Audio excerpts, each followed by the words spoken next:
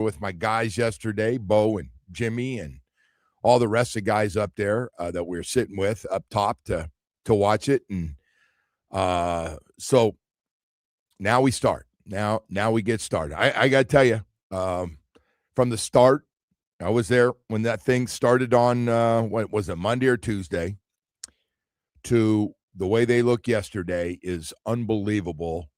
The improvement of a lot of guys. Now, look at certain guys win on certain plays. Other guys win who's hot and who's not. And our guys, whatever they all say every year that they own the rights to, trending up, trending down, and all the things. Nobody's going to have a perfect practice. Nobody's going to have a perfect game. It's going to go back and forth. So when we say this guy got beat and Zach Sealer blew through and got him, and then they talk about the guy that he played against didn't have a good block, and then he got even with them and all that stuff, and who had a catch and stuff. But yesterday, first of all, as I said, a huge crowd for the game. Really, really good crowd. To look up as they got going in 11-on-11, not really paying attention to everything, and there was a lot of people. That was one of the biggest crowds I've seen in years, to be honest. I don't know what the numbers were. Only the Dolphins know for sure. But it was a good crowd, and everybody was just into seeing football and wanted to see, what it looked like, and they put on a good show. They really did. They put on a really good show, completing a lot of passes. Really, for the first time for me, guys were getting open, and quarterbacks were accurate, and it was just it was a fun. If you were just there and you had to pick one to go to, the fans got a good one. I thought the guys were a little more jacked up too, playing in front of a crowd yesterday, and it gets you going, man. You got a bunch of people out there cheering and going crazy and really into it. And so, got a lot of good plays on both sides. I always say this. I don't read in too much early in camp, but I will say this. I like to get off to a good start. I was in that situation once upon a time of like, you better make plays every day. You better get noticed. You better do something positive every day. And so some guys have really gotten off some good starts. Some draft picks have actually gotten off to some really, really good starts, and not just yesterday's practice, but throughout camp. Guys that have really played well. The receivers are the two young wide receivers they drafted are really coming on and playing well. So there's just been Chris Johnson had another big play, had an interception to kind of start things yesterday, made a nice play and picked it off. He's been really, really good to start with him. He has really impressed so far. But there's been a lot of guys that have had their moments, and we'll get into some of that. But yeah, Caleb Douglas had a real nice practice, not yesterday, but Friday. And Kevin Coleman, man, this Kevin Coleman story, our 5th-round pick. This one, and that's our third receiver taken in this draft. Caught a deep one yesterday. He flashes. This goes back to minicamp and OTAs, and I go, I don't know what's going to happen. They're going to get the third wide receiver back here coming up, and Bell will be back. Hopefully, I hate to play doctor here early in the morning, but hopefully he's back in November or something around there. But they're counting on those two young guys, man. I know it's early, and we hadn't even played a preseason game. We haven't had our scrimmage against or our practice against Washington. We'll have that next week. But, boy, I'll tell you what, they have set themselves up nicely going in. Coach, true to his word, is rotating a lot of different guys in a lot of different packages, more than I've seen before, because there are a lot of open jobs. Wide receivers are rotating, and when I say that, rotating, meaning a lot of them playing with Malik Willis, is getting his chances to play with a lot of different guys right now.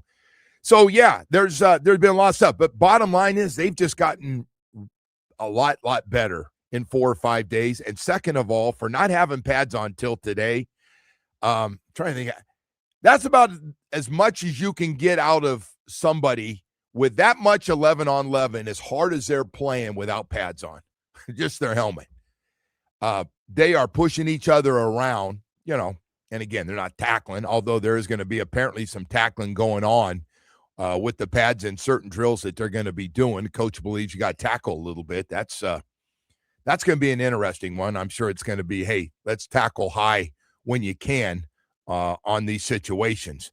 So anyway, we're going to have a lot of that. We'll get you caught up. There's a whole bunch of stuff to get to. I will break down some guys, and we'll talk about some individuals, especially guys that everybody wants to know about: Malik Willis, Chop Robinson, Jonas Avayanaya, Kenneth Grant. Coach had something real strong on Jonas Avayanaya. I want to play for you a little bit later on as well, who's playing right guard, and everybody is saying, man, it's a fresh start, and he's treating it that way, which shows. And part of this game, man, is letting it go, bro, and being mentally strong, letting whatever. And the message was real clear from the coach. I don't want to hear about Pro Football Focus in his grade last year. I don't care. Last year's not going to help me win a game. Last year's not going to help me make a decision. I want to see what I got right now. And so I think just a fresh start and all those snaps from left guard to now right guard and all those other things have been very helpful. But we'll find out. We'll find out. It's one thing, coach talk. Sounds good. Got my guys back. I get it. He's going to want to see it now. And by the way, a lot of people are watching. A lot of our media people are watching Chop Robinson, Jonas Avayanaya, and Kenneth Grant, along with Malik Willis. By the way, nobody lives under a microscope like the quarterback, Malik Willis. Some of his stuff, I think he does stuff, and I'm going to spend some more time on it because he does some things that at times out there, and again, it's not games, it's just some of the things, sidearm throws, the strength of arm, the things that he can do that other quarterbacks just can't do. And honestly, he's doing some things physically that I'm seeing that we haven't had anybody around here that can do that kind of stuff. And it's not a shot at anybody else. It's not. I know it's going to sound like it's a shot at Tua, and I've taken plenty of those, well-deserved. But no, he's just able to do things physically, going back and letting it rip. He threw a ball yesterday.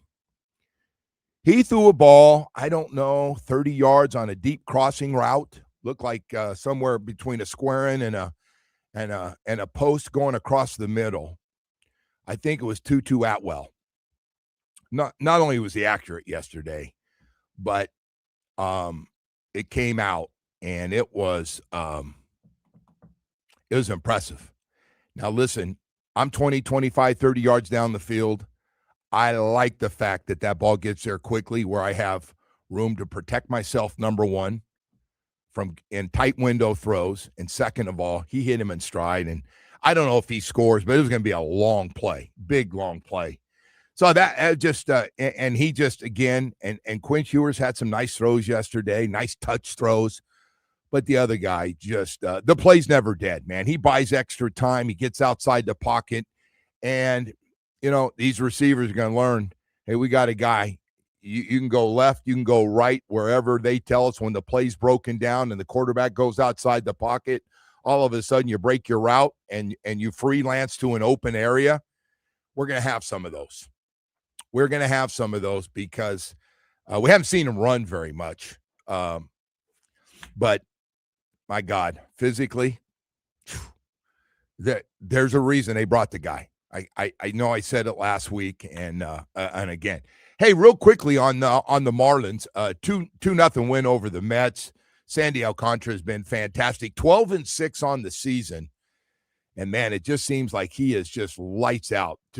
But yesterday, he's got a 1-0 lead and got into a little jam. Got runners on second and third, no outs, and you're going, man. And the Mets are, by the way, in the way of right now in the middle of dumping a bunch of guys in trades. But anyway, they got runners on second and third, no outs, and they bring in Michael Peterson. He loads the bases, and you go, oh no. And the announcer did say, I don't know who's doing the game yesterday on TV, said, this is not all bad. This is not all bad. And they're talking about what you should do, play in, play back. And Michael Peterson gets a couple of strikeouts and a ground ball, does not give up one run. 2 strikeouts, nasty stuff. You can't be put into a worse situation than runners in second and third and no outs. There's a zillion ways, a slow roller, a fly ball, anywhere fairly deep, you're going to score.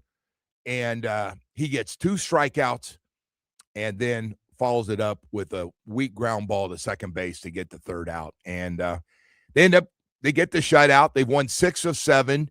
Griffin Conine has just, during these 6 games, been phenomenal. Joe Mack had another home run yesterday. So they're a game and a half behind Arizona and Philly for the second and third wild card spots.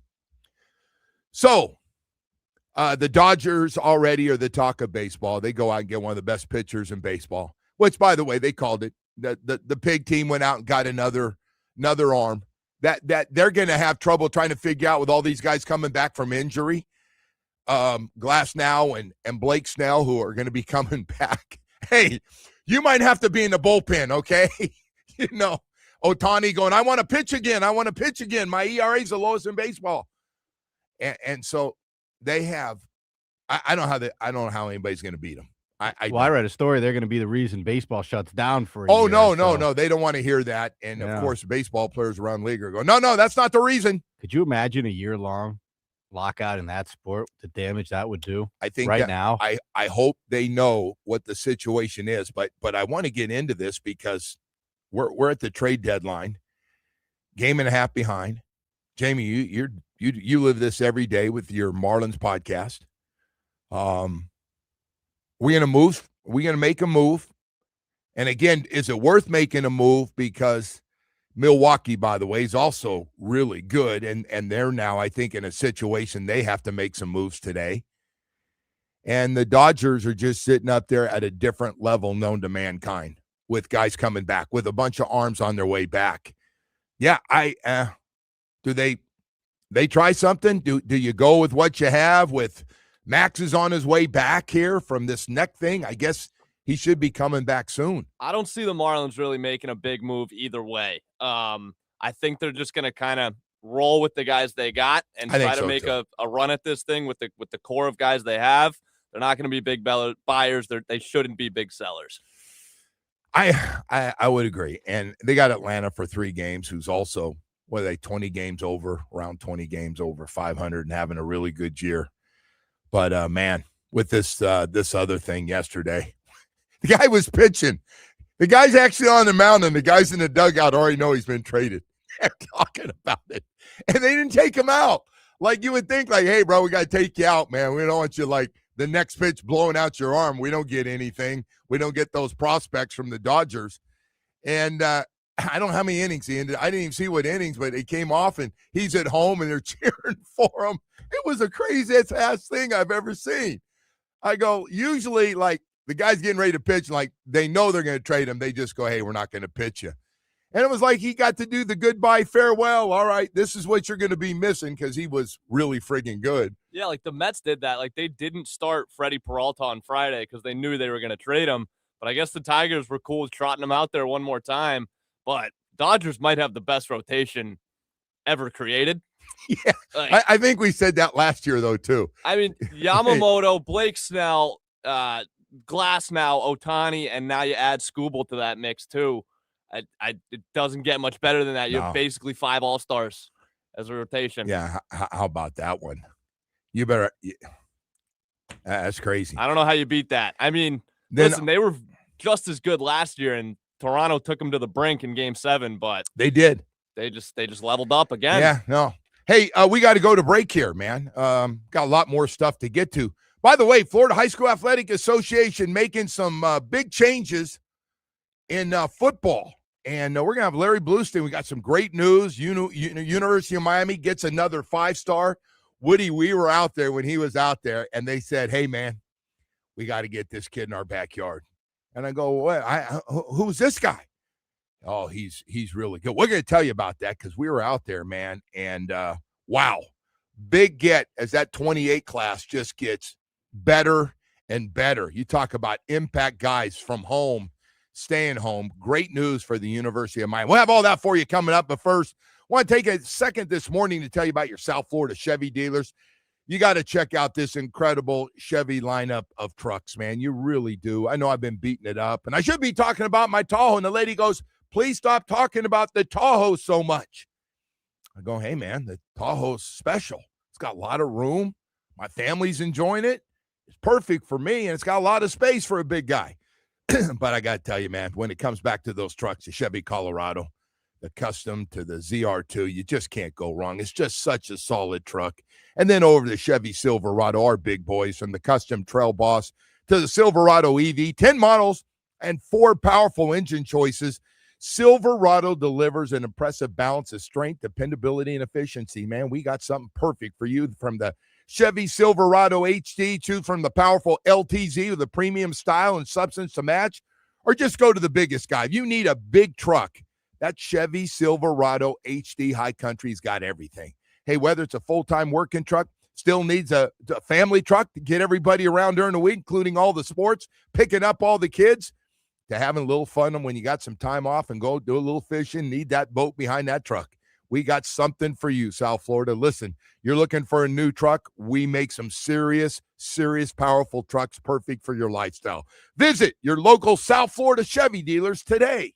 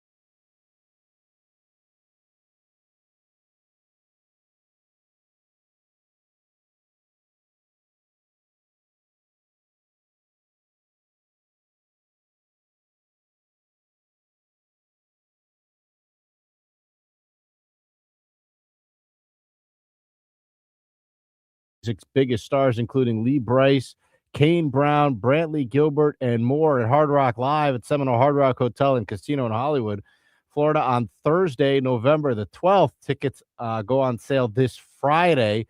You can get all the details at starsandstrings.com. Stars and Strings supports Folds of Honor. All right, Woody. Always got stuff going on around here, huh, man? Always concert stuff and a lot of other things. We say good morning, and great to have Woody back. He's been gone for – this is the longest I've ever seen you take off since I've been with you. It is the longest I've taken off, I think, since I started working. Yeah, that's it's good, man. It's good I might get used to it. You've been setting the standard here for taking time off, so I might be Yeah, well. Sorry, I didn't mean to take a shot. I got news for you. My dad still takes priority. Absolutely. As, getting out there when I can to see him, which he still says not enough. My wife goes, does he realize you still work? Or I go, he wants me out there, man. He likes those rides, man, going up in the mountains. We take those rides and see a couple of deer and hang out a little bit, man. Tell stories. He tells me you're done stories. Working by the time he wakes up. So it works out perfectly. It's the weirdest deal, man. That is weird. Like, does he wake up real early like you? He gets up. No. I'm awake and waiting for him because that California time is a killer. It just screws you up. Yeah, because I've been getting up out there at 11 at night, driving an hour to Sacramento to do the show, and I'm home to have breakfast with him. It's crazy. And he goes, hey, not today. Let's go to Denny's. Loves Denny's. Yeah. Oh, just loves Denny's. I love Denny's too. You do? Yeah. Yeah. You don't? Denny's? No, of course I do. I like breakfast. Like a good breakfast, is strong. IHOP, always good. Denny's, always good. Yeah. Like a good Cracker Barrel breakfast. You ever go there? Cracker Barrel? Yeah. Oh, that's they had a nice breakfast over there. That's the best. Matter of fact, Kyle Krabs and I, that's our thing. We go to Cracker Really? Barrel. Yeah. He loves Cracker Barrel too, man. One day I go Cracker because he's down here and Kyle's going to be coming on with us later, and he goes Cracker Barrel, and I go, yeah, this week Cracker Barrel, late breakfast, yeah, late breakfast. Do you hit the store afterwards and get some candy on the way out? No, I think I did grab one piece on the way out. I did the kid special. Yeah, this is better than my kids like getting toys and my wife actually buying them for them in the old days up in. Yeah, on the way home. I do love that place. I can't eat that every day. The biscuits and gravy. Damn, that's good. Yeah, though. You'd be a little larger than you are now. Yes, damn, that's so good. Biscuits are good, though.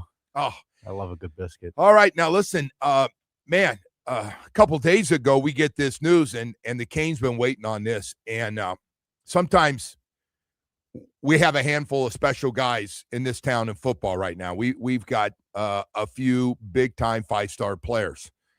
And one of them is Amir Sears, who committed to the University of Miami, a safety wide receiver, Columbus High School, transferred there, and is huge, big time. Top 10 on a lot of lists, top 10 player in the country, where the Canes, by the way, have a few guys, 5 stars on that list, matter of fact. So, just a super elite athlete. We were out there, Woody, and he was there the day. And, of course, he's getting that little special treatment out there about, watching things. And I'm guessing he's got a pretty good idea where he fits in. But to get that commitment here before Columbus starts back up with high school football is just huge. They just called him like one of the most elite athletes they've seen. One of those guys could literally play both ways. So, and had big numbers. Had I think 3 or 4 interceptions, but also had a ton of catches. So we will find out. But we got some time. We're going to be out there tomorrow because we got this football season where the Canes are ranked right up there at the top. He's got everything. He's got the recruiting class. This one that not obviously it'll be the next one coming up. I think they're number 3 in the country now with what Amir Sears joining the party. It's a verbal commitment right now and slow it down a little bit. But we got some other news that we're going to get to. We got a huge football showcase coming up at the end of the month. And we got Florida's put in a new open division playoff format that's going to start this year. And it's funny, I was going to call some of the coaches this weekend, but I thought it would really be a bad look of like, Joe, you truly don't have a life, worried about this new format and how the Chaminade's, St. Thomas's, and all the 4 or 5 top high schools, American Heritage Plantation, how they feel about if they're one of the 8 picked in this state. They're I just sounds weird. So what if you go, no, we just want to be a state champion. We don't. I'm just curious to see Larry Bluestein's take on all the changes as they get set to start high school football practice as well. So we got a lot of stuff, as Woody said in the update. A lot of things going on as a week 2 now for the Dolphins, putting the pads on today for the first time. The Canes have media day today, and then start tomorrow. We'll be out there for that. And then we'll be at Dolphins practice on Friday. Good way to wrap things up. You really can't mess up a Friday. We'll be out there, and we'll get you caught up on more news. But, yeah, man, that's pretty big stuff, grabbing those guys. You know, we got years we don't have a 5-star, to be honest. We happen to have, I want to say, 3 or 4 5-star players this year. And, man, it's going to be fun to watch. And we've already had some guys commit to some huge schools, not just Miami, but also some other schools around the country. So it's loaded once again. High school football, Blue get us caught up on everything coming up at 7:20 this morning, if you're wondering about our high school football down here. And then the old Marlins got today off, 3 with the Braves, who are also been a nice bounce-back team here, and look like they're back at almost full speed as they get set, and they've made a trade. I think they also made a trade yesterday. There were a bunch of trades made. Obviously, nothing as big as what the Dodgers did, getting one of Skubal, one of the top pitchers in baseball, and then they've got some guys coming back. That's going to be a tough one, man, going forward. Going to be very, very interesting. Then getting you back on everything with the Miami Dolphins here for just a second. Been going out to a lot of the practices, and listen, it's about how quickly everybody can develop. It is and learn the system. But I got to tell you, it's been refreshing to watch Coach Hafley. It really has. It's completely different. Everything is completely different. Everything. Outside of individual drills where guys are together working on technique and assignments and that stuff and stretching and special teams as well. Then it's all 11 on 11. And honestly, I can't remember. I mean, there's no one-on-one. I have not seen one-on-one yet, and I know how he feels about 7-on-7. Not a big fan. So as you can imagine, when you do 11 on 11 for 45 minutes every day, or 35 or 45 or 50 or an hour of your practice is 11 on 11 in different situations, red zone and all over, second down, third down situations, first downs. That's the way he wants to practice, and they go hard. And yesterday happened to be by far, on the offensive side of the ball, the best practice they've had. And honestly, they had a couple real bad ones. I was there for a real bad one, and it wasn't just the quarterbacks, and it wasn't just the it was just everything. Balls were tipping off guys, and guys had the ball stripped, and it was just one of those, probably, I'm guessing, like where the coach calls everybody up and says, what happened today is not acceptable. Just not acceptable. But man, the offense from that day of practice, which was an ugly one early in the week, to where they were yesterday was night and day. Getting push up the middle on runs, completing passes outside, inside, crossing routes, and then finally seeing our quarterbacks have some success throwing the ball down the field to different guys, and different guys doing it. A.J. Henning had a nice couple of long passes. Hey, man, just, getting noticed. I don't have him as a top 5 guy right now, but he's a young receiver, 24 years old, and he made some nice plays. Had some nice throws to him as well. So, yeah, all that stuff comes into play. But at the end of the day, you know what? I sit back and talk and listen. The key to this whole thing, there's going to be some guys jump up. There has. And I've seen Douglas, 6'4" receiver. For everybody's going, man, it'd be nice to get a receiver. I think he's going to help us. I can't wait to see him in a game situation. But the guy that has been splashing, he's been splashing. The water's not real deep, but he's been splashing. OTAs, mini camps, and he's not slowed down. Is their 5th-round pick, Kevin Coleman.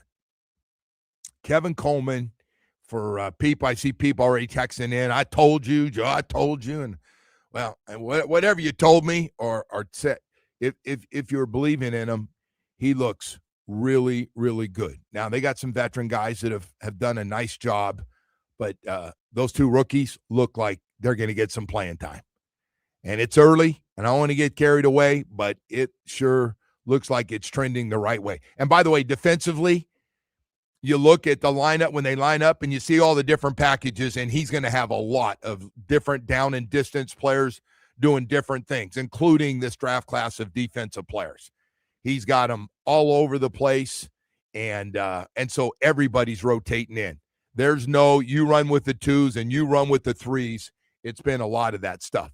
And finally, at the end of the day, we're going to come back and talk about this here before it's 7 o'clock hour. Everything being said, the key for me is a handful of guys and having some bounce back years and get more out of them. And we'll talk about that group when we come back. But first, before we do, I do want to take a moment to talk about and remind you it is hurricane season. Saw the weather guy said, hey, man, we're good for the next few days. But it's hurricane season, and the potential that's out there in the Atlantic Ocean. That's why I always tell everybody, if you've been thinking about it, come on, man. Let's protect that home with the best products. Loctite Impact Windows, Doors, and Roofing. Their windows, Hurricane Category 5 rated. Loctite Impact provides 100% financing with 0 down, no interest, no payments for a year. You got no leaky roof. Come on, man. Replace your roof now and you can pay later. Plus 24/7 roof repairs if you decide to wait a year. Hey, the best part is Impact Windows as low as $6 per month per window installed. Don't wait for the next storm. Get a deal of a lifetime right now. Keep your home protected. That's what you can count on, is protecting your home with the best products to help out in case we get hit with the big boy. Whether you're in Dade, Broward, or Palm Beach, it doesn't matter. Loctite is ready to take good care of you right now. You can call them today, 954-500-LOCK. They got a great staff that will answer all your questions and get you started. Go to LoctiteImpact.com.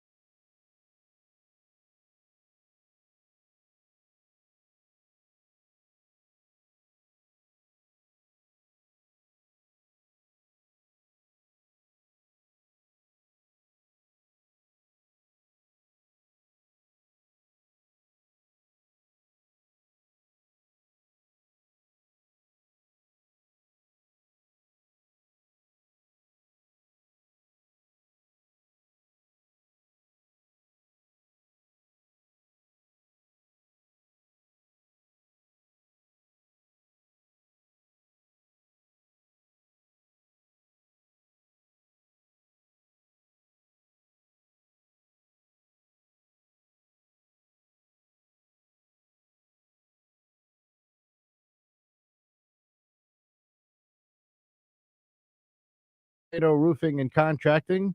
Protect your home before the next storm. Get your free roof and window estimate. Call 954-968-8155. 79 degrees at the moment, and not looking like any rain in the forecast till later this afternoon. So you're in the clear, Joe. All right. Like that, Woody. Like that. You know, that tough decision occasionally during a week with all these practices going on right now is, do I run for a tennis game or do I run up top and watch practice? And keep everybody up on everything going on next week. Dolphins going to be leaving early to go up and practice against the Commanders, and then a Friday night preseason game. Love those Friday night games. And then on top of that, we've got all these practices. First day of pads today. Finally going to be on. Well, I'll tell you what. I've seen what it's like without pads. I can't even imagine what's going to be like with pads. They've been getting after it, man. I mean, you got guys, they got the message about competing and opportunity. I mean, man, they are getting after it. So we're going to have some great stories this year. We will. With some new faces and new places. There always is. There going to be some stories of guys that really get it figured out early, find a role on this team, and will be great stories. And we got the veterans coming back who we expect are going to be good. I expect Zach Sealer's going to be good. I expect the 4 or 5 guys that have been good are still going to have really good seasons, whether it's Brooks, Brewer, and obviously Achane in the back, the guys that got the new contracts. But for me, and I'm going to leave Malik Willis off this list for now, because to me, I've made it clear to everybody, I think Malik Willis has got a chance to be really good. I do. I believe that from watching him. And listen, at times, you know, he's under the microscope, and, you know, some people want an open competition. But if you're out there watching him, and you were there yesterday, and you're listening here at 6:46 in the morning, you see obviously potentially really special stuff. Sidearm throws, getting the ball out in the flats yesterday. He was just really accurate yesterday, and the throws he made down the field as well. But there's a handful of guys, for me, that are really key to this thing that will help this process for the Dolphins speed up to be a winner. They really are. There's a handful of key guys. Chop Robinson, we're on the Chop thing, who's had his moments. He's looked good out there, and we'll see again. Kenneth Grant has had his moments. He's had a few plays, but not, you know, obviously want to see more. And the third guy for me is Jonah Savaianai. We moved up in the second round to get him. Little history lesson. He's moved from left guard to right guard. And everybody, every writer, every time they say something, they bring up his pro football ranking from last year. So the coach, Chris Perkins from the Sun Sentinel, asked the coach about him the other day. I wanted to play this. Here it is. With Jonah, what do you want to see from him when the pads come on? And you know, I know that Pro Football Focus ranked him as one of the worst performing guards last season. Is he aware of that? Do you want him to be aware of that? I don't know if he's aware of it. I'm not aware of it. So here's what Jonah, and I say this knowing that it's only 3 days. Jonah has obviously taken a lot of criticism. We switched his position. Is it going to help him? Is he more comfortable on this side? It's hard to play O-line year one. And he played a position that he hadn't been playing a whole lot of, on the side he hadn't played, right? And, you know, he had his ups and downs last year, just like most rookies. It's a hard league to play as a rookie. I think everybody understands that, especially on the O-line. There's going to be ups and downs. And we switched his position to the right side. And is he more comfortable there? Is he more confident there? I don't know. You got to ask him those questions. All I know is this. He has been a pleasant surprise to me on how he's been in these first 3 days. I think his confidence is an all-time high. I think he's learned from going through a really hard year. I think he's had a really good offseason. I think his mind is in a great spot, and he has played good football for 3 days. And all I want to do is him to believe in himself and continue to progress and tune out everything that happened last year, because every one of us in our lives has had a tough moment, a tough day, a tough year, and you got to put that behind you, man. You got to move on. And I don't want to hear any more about Jonah last year just because it's over. Like, let's judge Jonah on everything that he's doing today, moving forward, and see how he does. And then I think that's fair. But I hope he's not worried about what anyone else has said about him in the past, and he can just move on from that. There you have it. I mean, just, you're the head coach, and you got a guy that you know has talent, obviously, and you're looking to get the most out of him. You couldn't get anything better right there. So, hey, man, the Pro Football Focus thing, can we stop now? Can we see? You guys can watch them up close. You guys, there's a group of people up there. You guys break down who's watching what players, and let's see, because I think he's been playing better. So he wants you to let's see what happens instead of that. Oh, that's Jonas Savaianaya, right guard. He had the worst Pro Football Focus last year, left guard. He was the worst than all of football. And hey, I think Jonah's a pretty strong mental guy, strong emotionally to handle all this. I thought Coach was great about, hey, man, growing pains like these practices every day of who's hot, who's not, up, trending down. You're just going to have everybody's right there. You got to focus on what's going on now, right? Yeah. To look back to last season, there were a lot of bad things that happened last season. Yes. A lot of bad things. Like, you just look forward. He's right. That was a great answer by him. Yeah. This guy, by the way, continues to give good answers. No, you just feel like it's very refreshing. Yeah, you just get a and not to go back to last answer. year, but yeah, it's a straight answer. It's a guy who's not mumbling around, and he cuts right to it. But he's right, man. Like, what are you gonna keep looking backwards for? And he's not. And he said, I'd appreciate if you guys would give the Pro Football Focus thing a rest. Can you find something else when you talk about him? Anyway, and the other thing is, man, nobody's going to have a perfect practice. It's just, you're playing against guys, those offensive and defensive linemen, guys going to get beat. I see they're already, Proctor's going against Zach Sealer, and Zach got the best of him on a play, and that's going to happen, man. There's going to be some growing pains, especially early when he sees things. He needs to see everything, and Zach's really, really good with his hands and his leverage, and he's been around. He's been outside of last year. He's had double numbers in sacks. So he knows what he's doing. And then you got the other guys that got experience that have been around here. So anyway, there's a handful of guys, though, that, hey, man, we're waiting to see. And I'm sorry, but for me, part of it is where you're drafted, man. It just is. And there's upside, and the coach is going on. There's stuff there to work with, man. It's not by accident where they were ranked and when they were coming out of college and everything, whether it's Michigan or Penn State or Arizona, doesn't matter. These guys are Arizona State. They're good players, and we just got to see it. We got to get the most out of them.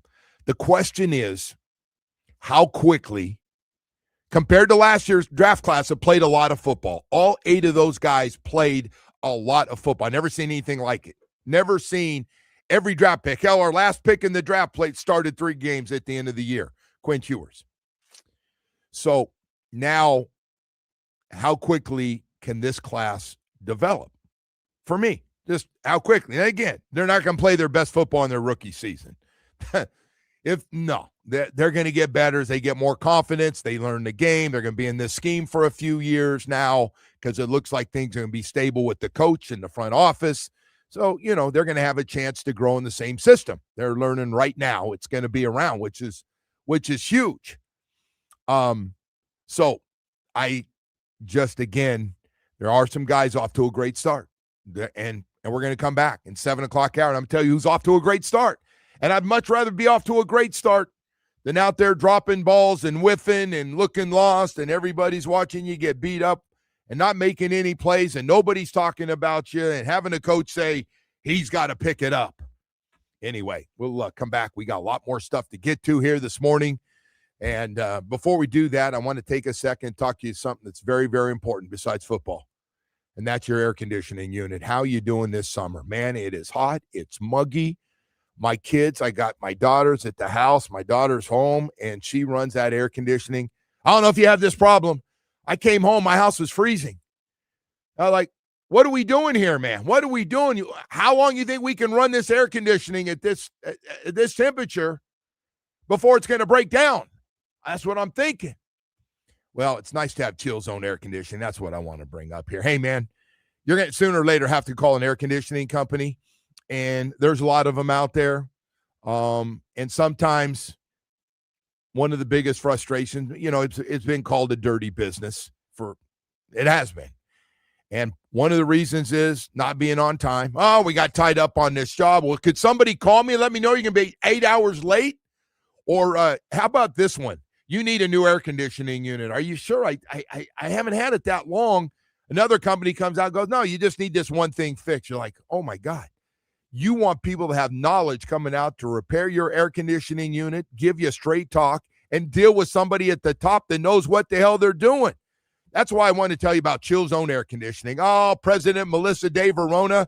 Hey, man, she's not only the president, and you talk about hands-on, she takes the calls every day, man. She takes the calls, sends out her staff, by the way, with a lot of experience, a bunch of veterans on all those trucks going out, whether it's fixing your air conditioning unit, installing a new unit for you, duct cleaning, or anything else. Chill Zone Air Conditioning is just a refreshing way to do business, man. I love having them. We had them out to the house to fix an air conditioning unit. Again, not that old, and no problem. And on time, great experience. Got the part, got it fixed. It was great. Thank you, man. Cannot thank Melissa and that staff enough. And I know if you're looking for a new air conditioning unit, I want you to remember Chill Zone Air Conditioning. The way they do business is the right way. Go to chillzoneac.com or call 786-378-2778. Or just remember Chill Zone Air Conditioning.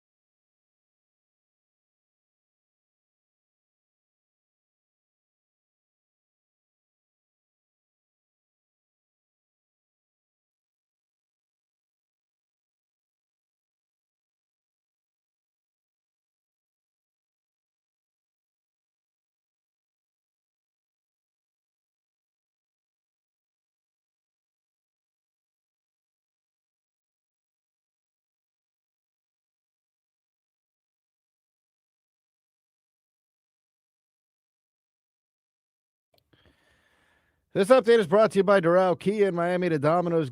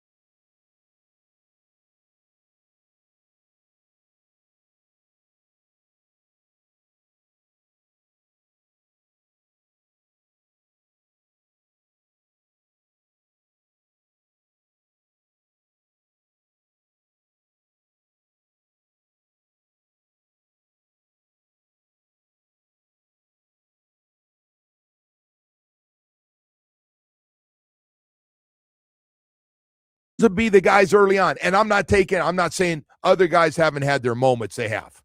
There's a bunch of other guys that are fitting in. There's a bunch of other guys going to play a lot on offense and defense that I didn't just mention. Obviously, Proctor's playing left guard and has had his moments where he's been really good. And honestly, I haven't watched them a lot. I'm ball watching right now, probably to a fault. But I only have 2 eyeballs. I'm not very good at that offensive line stuff unless I see somebody getting beat on the outside. But anyway, I wanted to get some of those names out.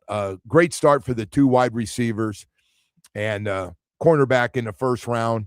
And not only that, but your second-round linebacker. I think taken 43rd, if I'm not mistaken, in the second round. So a high draft pick in the second round of the NFL draft. Good start for those guys, man. Great start for those guys in this thing. We got that Marlins too, man. Marlins, after losing 12 straight, man, if somebody wants to try to help me figure out the personality of this team, they've won 6 of 7 again. Picked it right back up. Sandy Alcantara yesterday, just lights out. Got in a little bit of a jam late in the game. They take him out with runners on second and third, no outs. And Michael Peterson came in. And by the way, if you're a setup guy, that's what it's all about, what you get from him. Comes in, nasty stuff, strikes out 2 guys, gets a ground ball to second base, out of the inning. They don't score any runs with a 1-0 lead.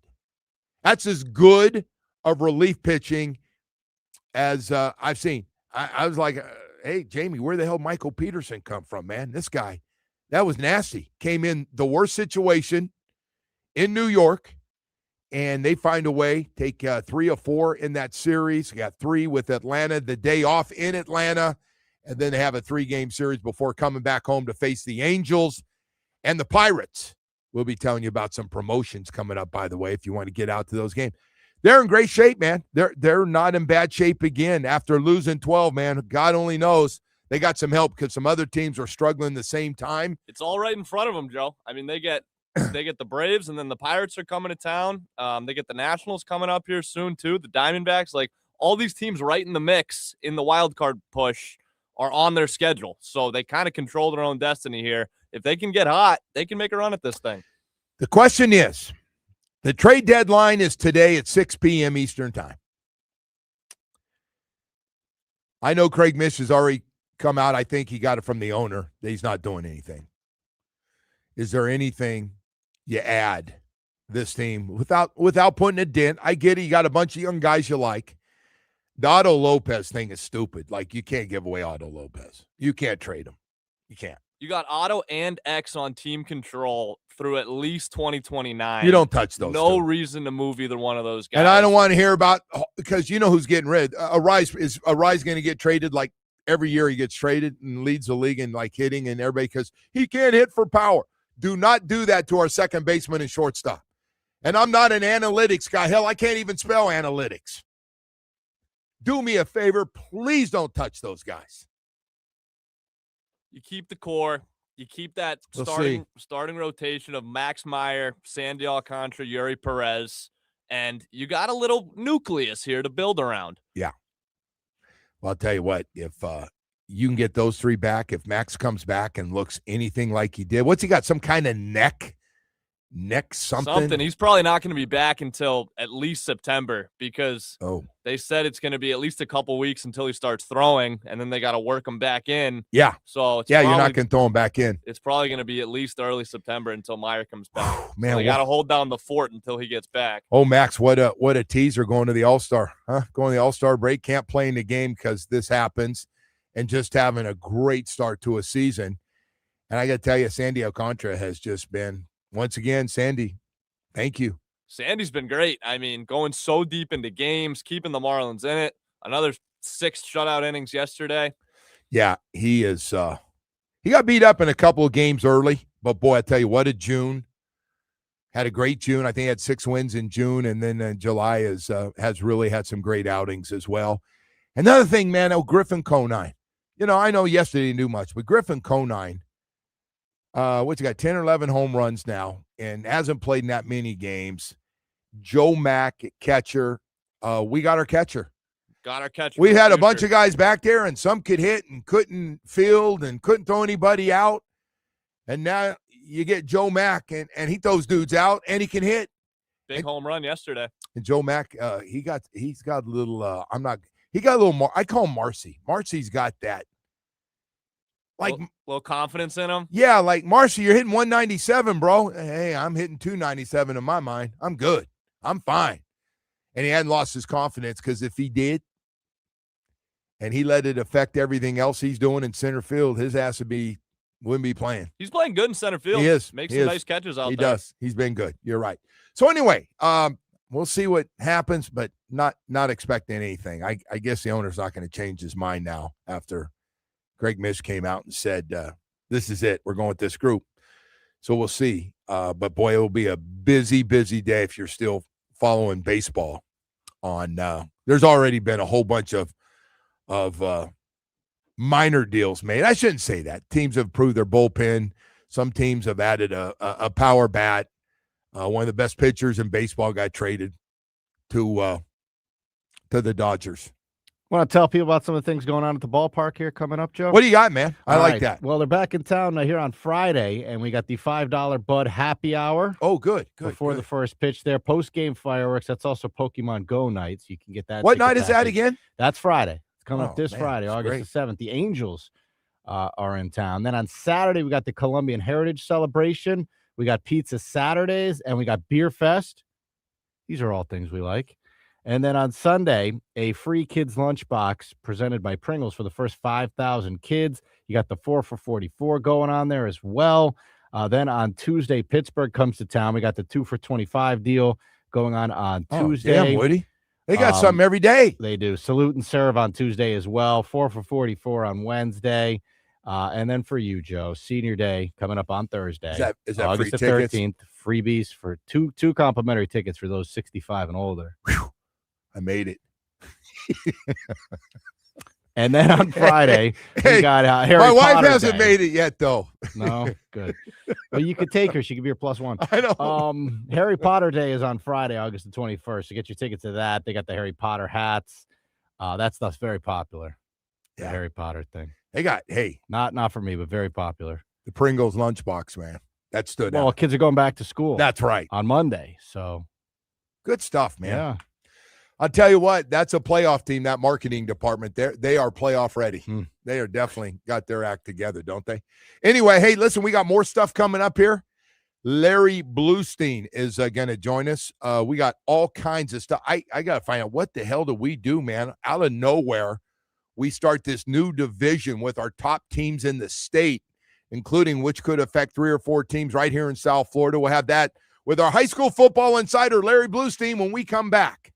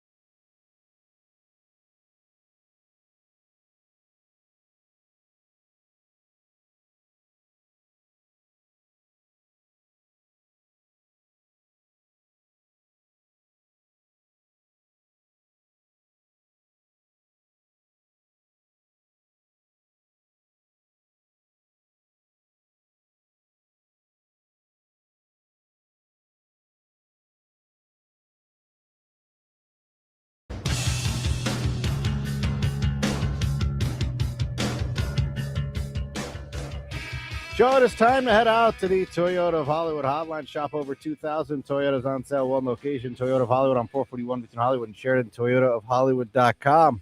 All right. Man, I miss this guy. Been doing it for a long, long time. Absolutely nobody better in this state covering high school football than Larry Bluestein, our South Florida high school sports insider here on WQAM, and he joins us, Blue. There's so much stuff. Even Omar's going, you got to get Blue on. We got to get Blue on. First of all, how you doing, bud? Never ask about you. We keep missing each other. How you been? I'm doing good. A lot of traveling. Saw, from the spring all the way up until last week, 325 different schools, from Pensacola down here. Went to every camp possible, every place. And I know why Omar wants me on, because Carroll City's got 48 new players. He knew that. By the way, give Omar credit. He did know that. He's even going to games this year. He's going to take some of these some dates to some of these games. I was cracking up. I go, "Are you really going?" He goes, "Yeah, man, we're loaded. We're loaded." Hey, yeah. Before we get into all that, I got to ask you.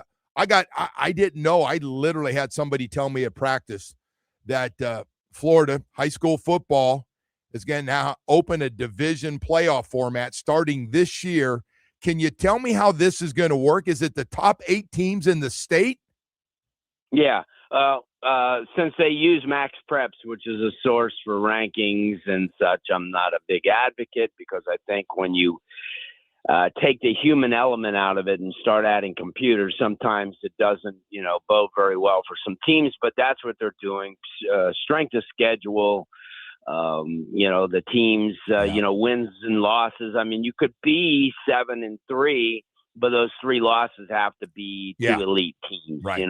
So, and it's not going to be easy. I mean, it's, there's a lot of people that would much rather not have this. And, but then you wouldn't really have a valid best team in the state. So now that's what they did. It's an Arizona kind of format that they do it, and they started adapting it. And, they're going to have, the same playoffs, but it's going to be the open division will be another state championship. Like you'll have 1A, 2A, 3A, 4A, 5A, 6A, and then the open division.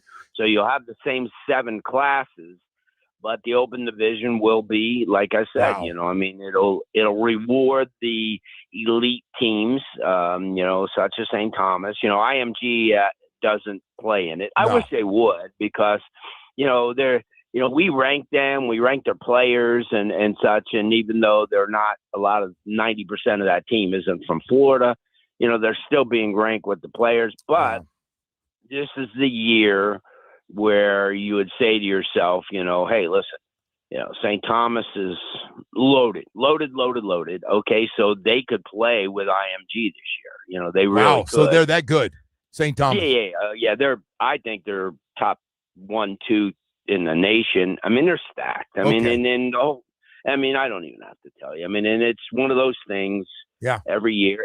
And you know what? They step up to the plate now. They're playing, DeSoto of Texas, in the kickoff in that Broward Showcase.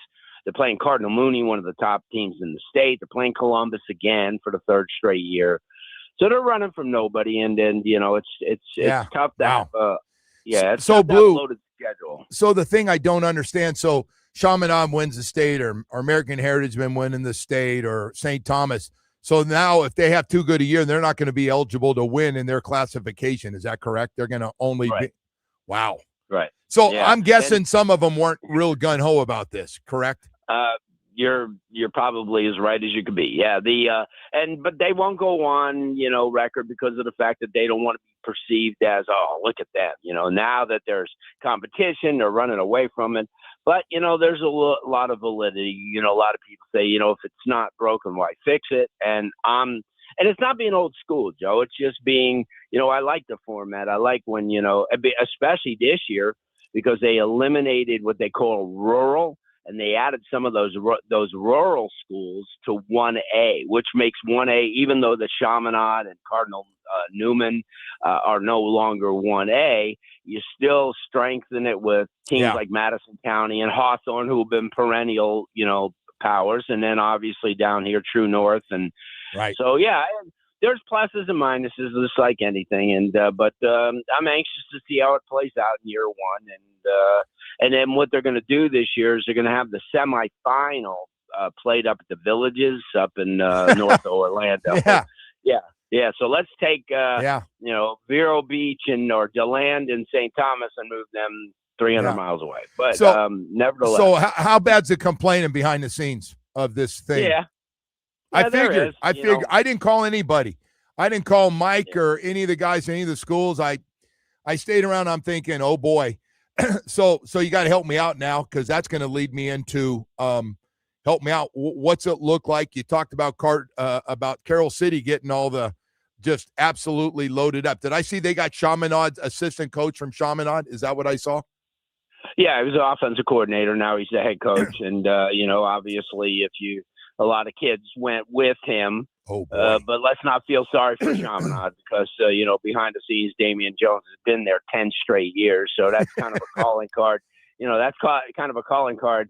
Not to turn down. But when you take a look at a lot of the teams, and because our station now goes up into the Palm Beaches, and we have West Boca Raton, who's just crazy good too, and they showed it in the off season, and that was great too during the off season at a lot of the camps, a lot of the 7-on-7 events, which I'm not a 7-on-7 guy, but you sound like Jeff Hafley now. Holy smokes! I thought you were a big 7-on-7 guy.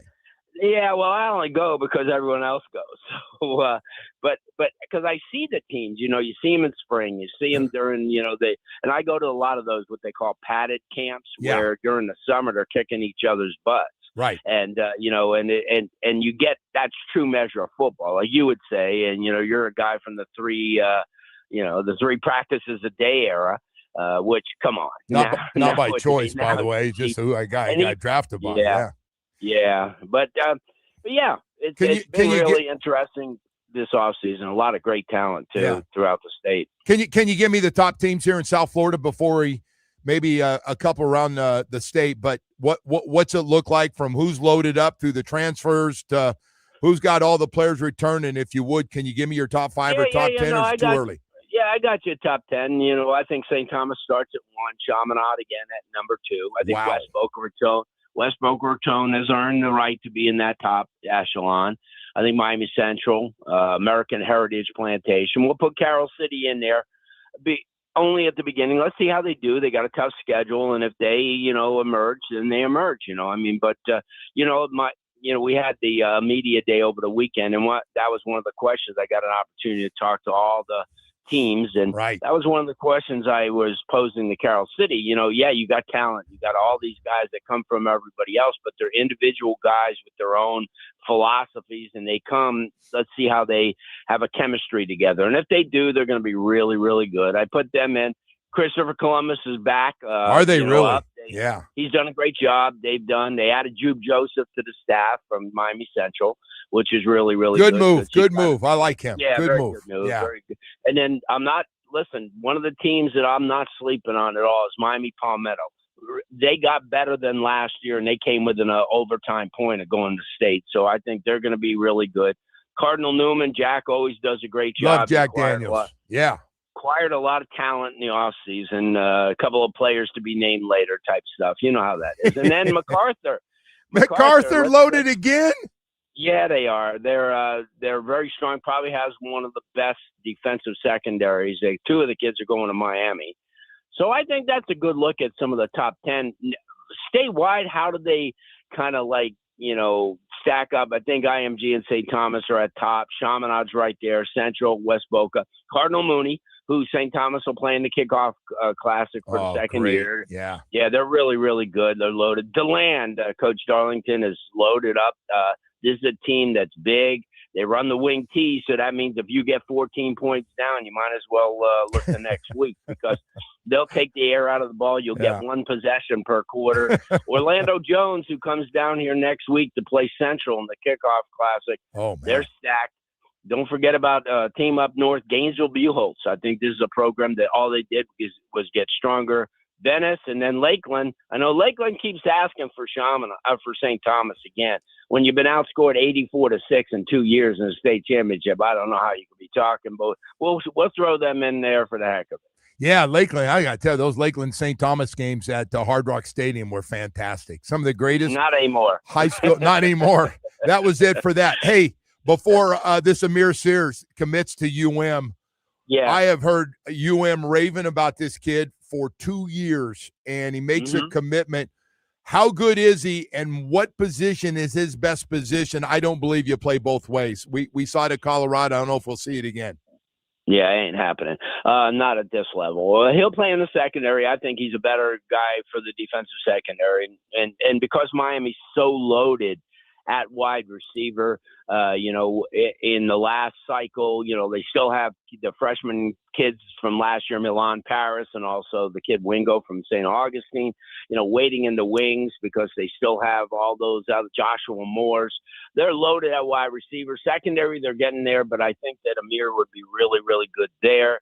And he's great athletes, played for West Boca last year, made the move down to Columbus this year, and then reclassed. And, there's two ways to look at the reclassification. If you're mature enough and you kind of get yourself together by taking extra classes, you could put yourself in a position. We saw, and everybody wants to compare everybody to Malachi Tony. And let's stop. Let's slow that up a little bit, because Malachi that just doesn't happen. Yes, they're just special guys. You're right. No, he is a special guy.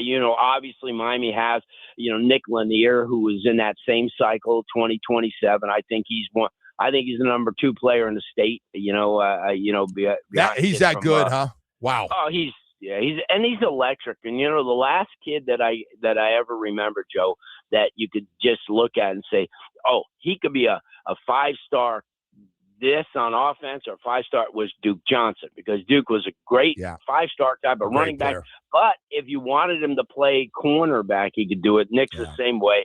Nick's a kickoff return specialist. He does everything. So, Miami's, for all those fans who bitched and moaned for all those years, oh, you're not getting the best players in South Florida. Well, now you could kind of zip it up a little bit, because Miami's doing extremely well everywhere, not just locally, but throughout the entire country. Hey, you didn't mention Northwestern. I'm just curious. Are they down? Is this a down year for Northwestern? Yeah, you know what? You don't want to say it too loud, because that fan base is crazy. So I don't want to, I don't want to be going down 71st Street and all of a sudden. Well, you squeezed them, man. You got Carroll City, and then you went Central, and you didn't mention. I was seeing it in Norland. I was just checking on you. But they lost a lot. I mean, you lose a quarterback like Neiman Lawrence, who went to American Heritage and committed a couple weeks ago to Texas. Wow, how good is that guy, by the way? Yeah, very good, very good. But the whole thing is, you go to Texas, and they're going to be recruiting kids just like Miami, all over the country, including Dia Bell, including Dee's up there right now. You're right. Dia's out there, and then they're they're going to recruit others, just like Miami. Miami, everybody making a big deal out of Luke Nickel. Then all of a sudden you get Darian Coleman, and then you get the 5-star quarterback from Chicago in the next cycle. So it's a never-ending thing. Man. But let me answer your question just to give everybody. Northwestern still has talent, new coaching staff, but they brought in a lot of former Northwestern guys on the coaching staff. So they, you can't bring in kids, coaches from outside the area, Joe, because they just won't have that same feel totally for agree. The program. Absolutely great call right there. The best call you've made. Yeah. So they're going to be good. I mean, they're good. Were they going to be great? Probably not this year, but they're going to be good. They got some talent. They got the kid came over from LaSalle at running back. They got some line help. All right. They just got to develop, and I love the coaching staff over there, and they know if you coach at Northwestern, I mean, it's expectations. Man, they're pretty serious about their stuff. Hey, Blue, this has been fantastic, brother. Thank you so much, man. I figure there's a lot of salty coaches about, really, so now we can't win the state. We got to play the 8th best team. Yeah, I figured. I can even hear some of the whining right now, wine and cheese I can already hear him going, wow, all right, we got to be real good this year. Thank you so much, Blue. Yep. Appreciate All it, right, brother. Joe. All right, anytime. All right, Larry Bluestein, high school football insider. Hey, I want to talk about Michael Kotze and Choice Mortgage, man. If you need cash to pay off taxes, liens, judgments, IRS, high interest rates, second mortgages, credit card debt, call Michael Kotze at Choice Mortgage, man, whatever it is. This man is about serious business and service to you to get approved. 561-441-2730. If you own a commercial or residential property with equity, call Michael right now. He can help you. I know you need that money. He's been helping Floridians for more than 30 years. Looking to buy a home today, he'll get you pre-approved with little money down. Now's the time to lock in before interest rates go even higher. Call him on his cell phone, 561-441-2730, or text him, 561-441-2730. This man goes 7 days a week. He truly does. You can, if he doesn't pick up the phone, you can text him. He's going to get right back to you. That's what Michael Kotze does. He gets you approved and gets the deal done for you to get that money you need quickly. MLS 166254. Rates and terms subject to change daily without notice. He's an equal housing lender.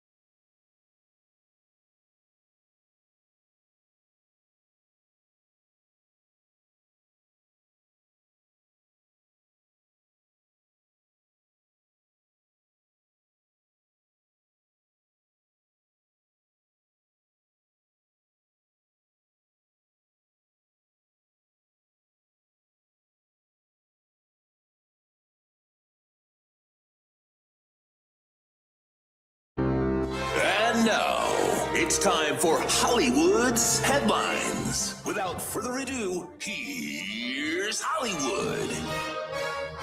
All right, Woody, what do you have for it? Man, you must have some serious buildup. I do, Joe. I'm trying to keep these recent here. Yeah. So we got a new shoe coming out here for Nike, a signature shoe for Victor Wembanyama. That's going to be a hot one. He just extended his contract with Nike here. This should be good for them. Now, Nike has been struggling. I don't know how much you follow I didn't know stock that. market reports. Nike has been struggling very badly here for a number of reasons. But hopefully this will help them here. Wembanyama had an original deal with Nike that was set to expire in October, so he has a new one coming up here. He's also eligible to negotiate with the Spurs here, an extension. Could be 5 years, $252. So he's gonna be doing well for himself, I guess, is the don't point worry I'm about getting at here. Yeah, he's gonna be doing just fine. He's gonna be just fine. You're right. Coming off of a pretty solid season and a finals appearance. So we'll see, Joe. We'll see if he's able to stay healthy through his career. He was able to for the most part this past season. He did, and through the postseason. So I know that's kind of the thing with him is that long kind of slender body there, that Kevin Durant body. But I wonder what his potential to score. Will he ever lead the league in scoring or be like 3 or 4? You ever see him scoring 30 a game? At some point they got to figure him out defensively, but it's kind of difficult to stop him. I mean, especially in the regular season when no one really tries. He knocks down. He takes Steph Curry threes, doesn't he? He does. He knocks him way downtown. I don't know. I see guys like Anthony Edwards being your top scorers for kind of a while, maybe. But anyway, kind of on the same subject here, Bam Adebayo listed his top 5 NBA players. Did you happen to catch this video? Yeah. He was out in an event or something, and this didn't go over well for him because he listed his top 5 as Kobe, Steph, Michael Jordan, Kevin Durant, and Tim Duncan. Really? Obviously, the name that stands out that is missing from that 5, you want to take a guess? That would be LeBron. That would be LeBron. Yeah. He left his teammate out too. I would have maybe sucked up to my teammate a little bit. Giannis? Yeah. No, you can't put Giannis in the top 5. But to put Kevin Durant in there is insane. Tim Duncan, maybe. I don't know. A lot of people consider him the best power forward of all time. So I could see that. Maybe that's his favorite player. I don't know, but everybody's got different flavor, right? Of players they like. Yeah, but you can't guards. do a list. You can't objectively do an NBA top 5 list and not put LeBron in. There's 2 guys that have to be in there, and that's LeBron and MJ. Yeah, I agree. And then the rest are very debatable. Like Steph, for me, would be in there, but guys who have been watching the league a lot longer. Would throw in Larry Bird, I guess would probably get a Magic Johnson. You know maybe. what? I'm probably not going to have Larry in the starting 5 with this group now. It's hard. So who would your top 5 all time be? I knew you were going to ask me that. Oh, so my center is going to be a little different than everybody. Wilt? No, Kareem Abdul-Jabbar. Okay. When I was growing up, Lou Alcindor, my only game I got on Saturdays at UCLA. His A were going undefeated every year. You don't have to go position by position. You just go top 5. LeBron. Okay. MJ. So that's 3. Boy, I'm torn in the old school, new school. Kobe's got to be in there with me too. Okay. That other one is tough. I dropped. I don't know. I have hatred for certain teams, so it's really hard. By the way, someone sent us a video. I don't know if you saw this video. Jimmy Butler was, he's traveling the world. Yeah. And there was a magician who was doing a trick for him. And he pulled a snake out of a box of cards. And Jimmy hit the ground. I'll show it to you. I don't know. You haven't seen it, right? Scared him, though. Oh, it scared the crap out of him. I don't like snakes either, though. So it's understandable. All right. I hope Jimmy gets healthy and gets back. I'm sure you do. Number one thing on my priority list. Anyway, what else? All right. Well, you think about that number 5, and maybe you can get back to us. I knew I should have had a top 5 ready. I knew it. That's okay. That 5 spot is tough, man, because you could. I could be a homer and go Steph Curry. I could. Yeah, you could. The greatest 3-point shooter of all time. That'd be a very just to balance it fair out. In player to put in today's there. game, yes. Yeah. All right, Joe. Aaron Rodgers. Did you happen to catch this by any chance? He spoke to Kyle Brandt about reuniting with his family, and you'll never guess who he gave credit to for helping facilitate this. By the way, there is a Joe Rose in Pittsburgh that's not letting up on it. I feel a lot better. Somebody called me to tell me we got somebody doing the same thing you're doing. All right, let me play this for you here, and then we'll dissect it. I was genuinely moved by your post with your family and your parents. Like, genuinely. I thought it was really, really cool. How does that affect you in your heart, in your head right now? There's been a lot of conversation about it outside of my own conversation for so many years. A big part of it was getting married and having those conversations with my wife that allowed me to kind of open up to the possibility of coming together. It's been a couple-year process now, the conversations with them, but I've been very, very closed off about that part of my life, and I want to keep it that way. But there's been a narrative that's gone on for too long that I wanted to kind of shut down, and it's been really beautiful to reconnect with them, all of them. And I got to spend a long weekend recently. Those pictures are from in Nashville with my parents, my brother and his sweet wife, and their incredible 2 kids. So I got to be an uncle. I saw that. It's really special. So a lot of my life has been full circle. I think the last year, and that was part of it. I knew it was part of it, and I'm happy to be reunited. And that part of my life is a really beautiful addition. And I got to give my wife a lot of credit for. Not that she was pushing me, because she never was, but just the way that she loves and supports me. Having her by my side during this process has been really special. And I miss those relationships. And there was reasons for it that don't need to be talked about, but I'm thankful that that's come all the way back around. I'm happy for you. Thank you. Happy for her too. He stopped being petty after 10 years to get back with his family. So there's a guy in Pittsburgh. He's like, so tired of hearing about this wife nobody's ever seen.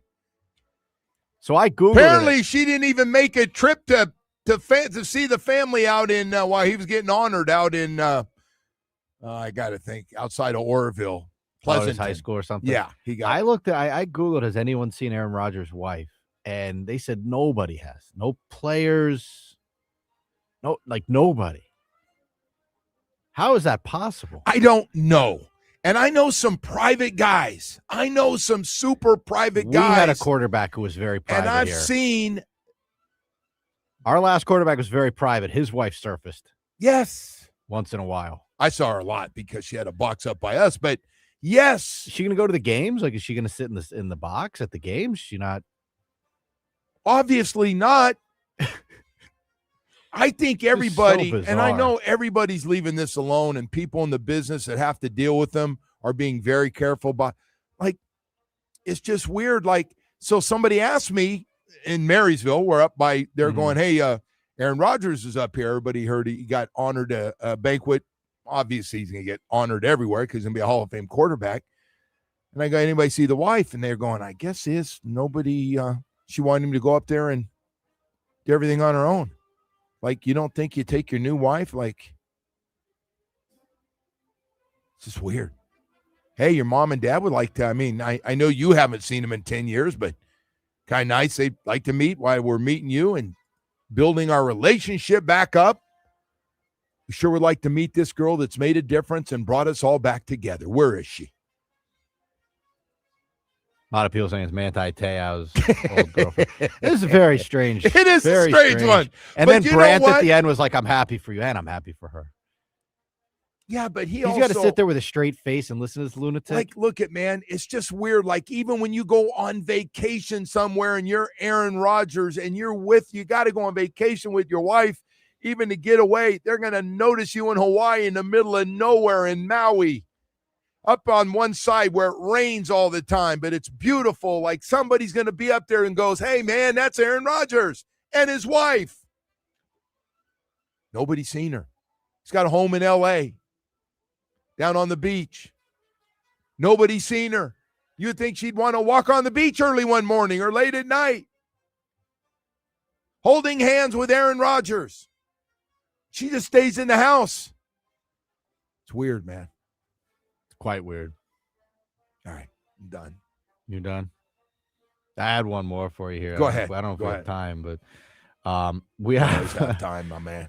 We have the audition coming to town here, Joe. Auditions for The Price is Right, which is still on the air. Okay. This is old person and young person television. This is like what you would watch when you were homesick from school. And I assume old people watch daytime television like this. Anyway, Joe, Friday, August 28th from 10 o'clock to 1 o'clock. You can go to Toyota of Hollywood. Yeah. 1841 North State Road 7 in Hollywood. Inside the dealership showroom. Yeah. And you can try out here to be on The Price is Right. You must be 18, legal resident. And there you go, man. It says audition tips, be authentic, let your personality shine. It says this isn't a job interview, have fun, and bring your best energy and show why you'd be a fun contestant on the show. Okay, good. I don't think I would be a good fit for this, but maybe you? No. You don't want to do it? No. You know, some people suffer some heartbreaking losses in those games. Like, could you imagine losing a car by no. That would No. just eat away at me. Yes. I'd almost rather not take the shot at it. Right. Yeah, that would than be lose it. That's a good call. That's a good. That's such a cowardly thing to say, but You're not a coward. I do Woody. feel that way. You're not a coward. So Joe Shad walked by me yesterday. Oh yeah. And somebody goes, "Yeah, where's Woody?" And I go, hey, "He's not going to see Joe Shad." And I say, "Hey, Joe, how you doing?" Joe doesn't stop talking. He just says hi and keeps walking now. Are you getting along with people? No, I'm not over getting. there? I'm not. I'm not doing real well with a lot of the writers right I now. know, I'm just not doing well. What happened, man? You didn't help. I don't help with Joe Shad. The other couple that I know you're fighting I with, did those some are other those stuff. are all you. You Nah, own we those. got some sensitive Sams over there. Yeah, Yeah, you own those all. I yourself. could call them sensitive Sallys, but I'm trying to be nice. Any chance of making No, amends? No, doesn't look good. really. No. I'm surprised people We want got you some as an enemy. You're a loud enemy. Hey to man, have. we got some guys. We got some Aaron Rodgers kind of guys can hold that crap for a long time, and that's okay. It's okay, but our tennis lives are over. Hey man, we got 8 o'clock hour coming You up lost here. him as tennis partners too. Yeah. Oh my goodness, it's that bad. Kyle Crabb's going to join us. You're He's good with on him, the. right? Oh Still no, good that's with my him? that's Okay. my boy now, Kyle Crabbs, the host of Locked On Fins and A to Z Sports NFL analyst. Omar's good. Omar's always fine, and he's just good for business. Atlantic Men's Clinic. Hey, I got to tell you, man, ED and low T is real. It's going to happen to everybody out there. I'm just going to start with low T and ED will happen because guys go, well, I know low T. I'm a little tired myself. Well, how would you like to not be tired and get your energy level back, feel better, be active again, and keep that 20 pounds off? See, when you're not active and you still eat the same amount of food, just because you're not active doesn't mean that wife can't still cook all your favorites and you're gaining weight, but you're not burning calories, man. I can go there, and then ED's a real thing. Oh, God. Boy, that messed with me. And it was a good year. It was so bad, I was thinking about going to counseling because I didn't know what was going on, and wife's making excuses for me. Sex drive was gone. Nothing was happening. I was like, oh, my God, you're not attracted to? No, I'm attracted. Something ain't working. I don't know what to tell you. Well, I went to Atlantic Men's Clinic without getting into all the details here. And I want to let you know, having ED and low T is serious stuff. But I did feel better when the professionals, after getting the testing done, the PSA test, I said, listen, I'm going through this. Going on, Joe, you've had a good run, man. Being able to just now starting to notice it. A lot of guys get it in their late 30s, early 40s and have to come in here to Atlantic Men's Clinic. Hey, bottom line is we can take care of it. It doesn't matter what age. It's going to happen to every guy out there. White, black, skinny, heavy. It doesn't matter, man. And here's the good news. Atlantic Men's Clinic can take care of it for you. Get you back feeling 15, 20, 25 years younger, like you used to feel. Their program works. They're going to put you after the testing, take a look at the numbers, and put you on a special program that works for you. And then they police it to make sure you're getting the best results. Atlantic Men's Clinic is unbelievable. 2 years on the program. 2 years. It's fantastic. And I know you're going to have great results. Please give them a call. They have 7 locations in South Florida, brand new one in Hollywood. I go to Plantation every Friday. Call them today, 877-455-0000. 7300. Here's the best part. You got to set up the first appointment, hear what they have to say, go in there and get the testing done, and then you make a decision. But I will tell you this, Atlantic Men's Clinic works. Go to AtlanticMen'sClinic.com for more information. Unbelievable results. Atlantic Men's Clinic, thank you so much.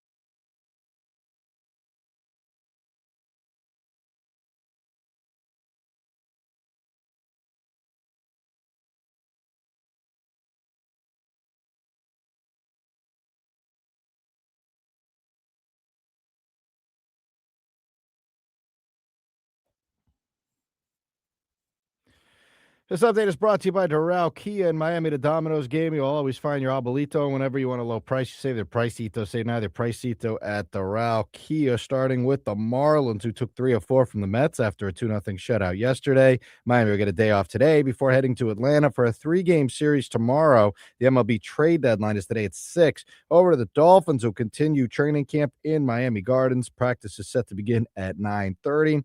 And tomorrow, the Miami Hurricanes will open up their training camp in Coral Gables. Time for weather, brought to you by Tornado Roofing and Contracting. Have a leaky roof? Take action now. Get your free estimate. Call 954-968-8155. The heavy rain's expected to pick up around 2 o'clock here this afternoon. The Joe Rowe Show continues now.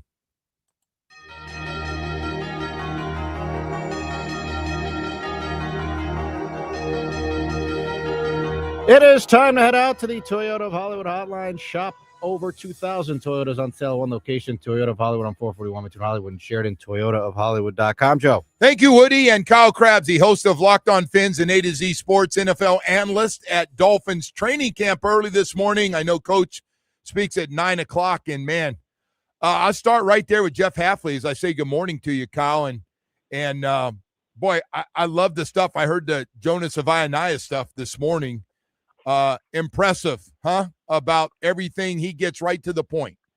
Yeah, he's I think he's excited to kind of get in here and let this be their build with their, it doesn't matter. It's effectively what he said about Jonas Avaianaya. And he's right. It's first year in the league, and messages like that for a guy like Jonah, who's very much come under the public scrutiny for what his play was last year. And, the weight of fixing the offensive line is the draft pick that came in there, and it didn't work out great his first season. Like, I'm sure that really endears Jeff Hafley to know that, to those players to know that publicly he's going to have their back is, if we're hanging on things that aren't really relevant to what's about to happen with this season, because it is a fresh start. Yeah. Hey, wanted to get your take. Man, I did not realize practices were going to be 11 on 11 heavy. And I see why. He's made it clear why. It's not some like he's trying to be different than everybody else, but it seems to work. They are so much better yesterday than they were the first and second day. It's like different team, offensively especially. Yeah, and I'm sure there will be ebbs and flows, but they found a way to hit a couple explosive plays down the field throughout the course of yesterday's practice and get things rolling. And I think the thing that's really interesting to me, Joe, about specifically offensively is it's a lot of the young guys that are flashing. I think Malik Washington's been really consistent, but there's been 2 days out of 4 practices where Caleb Douglas has flashed and splashed in a big way. And then it was Kevin Coleman yesterday who had some of that. So both of those young rookie draft picks, it's a young group. It's probably not going to be super stable. There will be ups and downs and a different guy here and a different guy there. That's right. To see these guys come in and in the first week of camp, we're getting some big plays from all of those guys. I think it's an awesome development, and you just hope that it keeps trending up and these guys just keep getting better. Chris Johnson, maybe the best rookie so far, or would you take it to Rodriguez on the inside linebacker? I think that's close. And I think Caden Proctor maybe has something to say when the pads come on, which is going to happen today. So be interested to see how that offensive line, I haven't given it too much just because it has been without the pad. So Chris made a great play yesterday. It almost looked like he ran the route for the receiver at the top of the stem to jump a throw from Quinn Ewers and make a contested interception. And he had a forced fumble at the end of last week coming off fitting the run against the edge and kind of just punching the ball out from the ball carrier. So he's splashed. And I'll say that for both of Johnson and Rodriguez. Those guys have gotten their hands on 4 or 5 footballs throughout the course of 4 practices already. It's what you would hope you get from those guys with how they talked them up after they got them in here. Malik Willis. He's under the microscope like nobody else. Let's start with that. I know you just said we're talking about Jonah, and obviously people want to know how good he's going to be, and can he play right guard, and can he be a frontline guy? But everything goes back to Malik Willis. That guy's under the microscope every day. He did it again yesterday. He makes some throws. And again, I know those other guys that have big arms, and that, well, I tell you, he does some things, sometimes sidearm, sometimes just getting a little bit out of the pocket or buying time. But some of those throws he made yesterday, You can throw those in tight windows, and they're going to be accurate. What do you think about the Malik you've seen since you've been down here? Yeah, he's definitely got a different RPM and spin on the ball than the other guys do. You could see the physical ability, and we haven't really. I mean, we've seen a few flashes of it, but they've really kind of tried to encourage him to work on the passing within the pocket. Right? We know that's not all he can bring to the table. So physical ability was never the question. It's the matter of how consistently can you stack and how consistently can you get better. And I think the things that will define Malik this season as we evaluate the way that he plays is how well he does the little things. How well do you stay on schedule? How well do you avoid a negative plays? Because he's going to have those 4 or 5 throws every single game where you're like, holy smokes. And you get it out here at practice now already.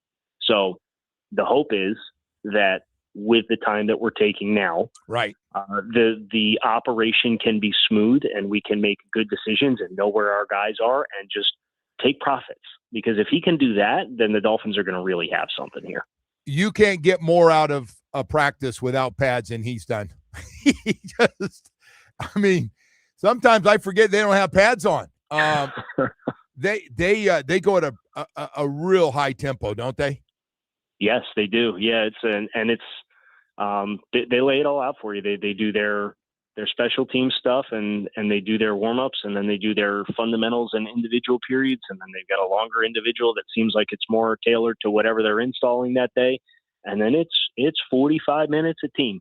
Yeah. And they're getting good amount of reps for the guys, the first group that goes out there too. It's not like they take 3 and then they're off. They're getting sometimes 5, 6 reps before they're spinning out for the next group, and they just keep on rolling, and they're getting a lot of volume, which obviously they need.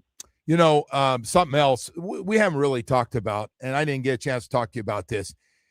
He and his coaching staff since OTAs and mini camps has kind of put together an idea where they want to put everybody in the packages, because I noticed yesterday for the first time, and I'm sure it's been going on, but I yap so much up there, that different rotations with different players in different situations.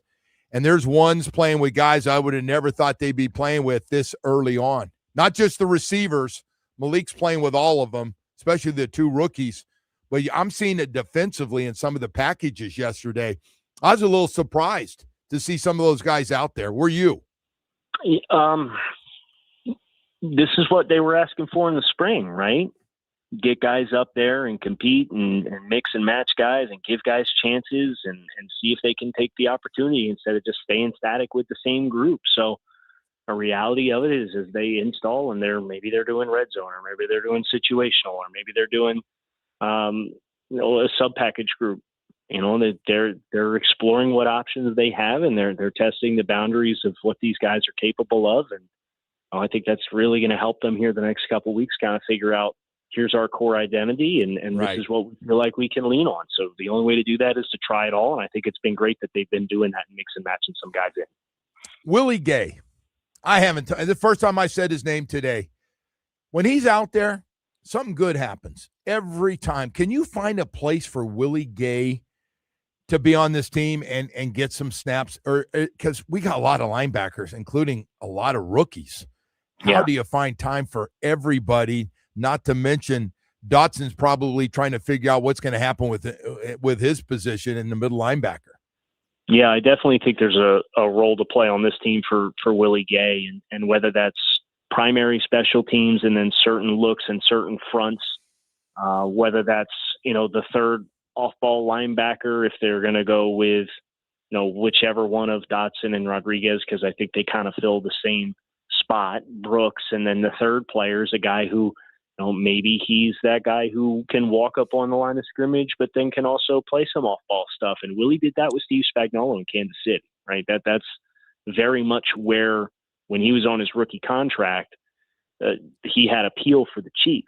And then he goes to New Orleans and was a little bit more of just on the line of scrimmage stuff, which I didn't think did him any favors. And then he came here and flashed, and it felt like the packages that they had for him last season were more game situation specific. And because I remember after the week 1 game, they said, well, we got to be better, but the role that we had for him, we didn't really play that defense a bunch because we fell behind by a whole bunch of points early on the scoreboard. So, yes, I think there is very much a role to play for Willie here. And I think he's probably in the same bucket with their 4th-round draft choice, Trey Moore, is a guy who can play up on line and can play off the ball a little bit.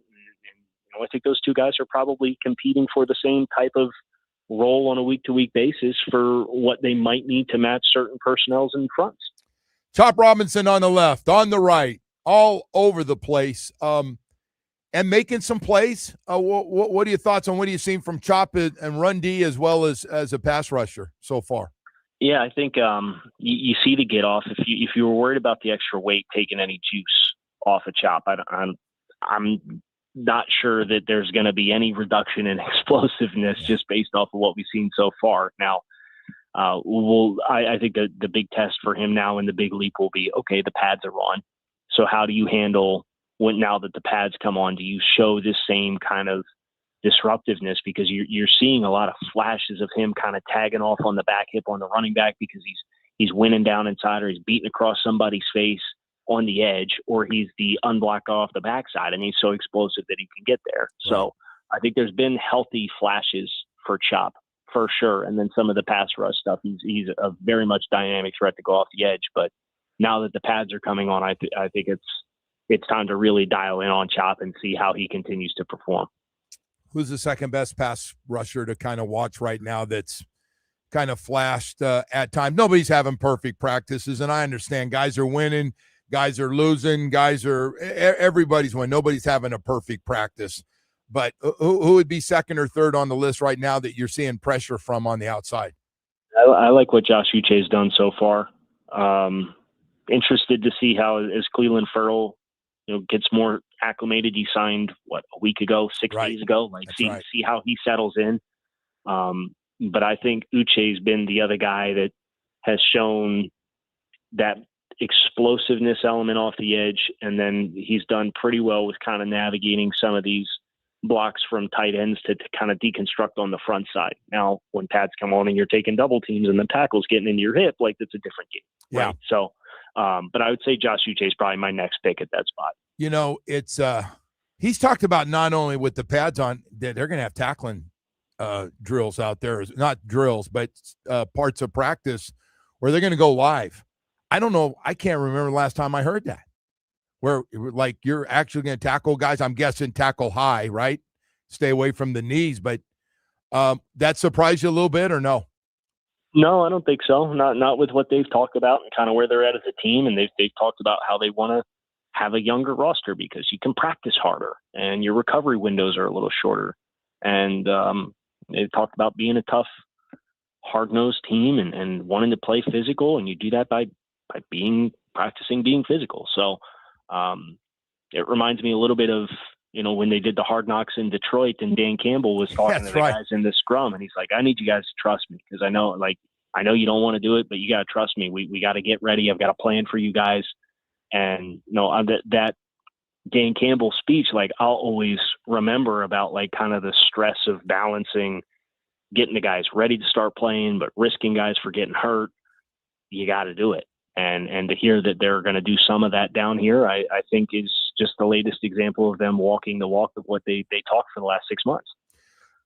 Finally, I'll hit you with this one. And again, I want everybody to know we're talking about the first week and first day in pads today, just to give you an idea.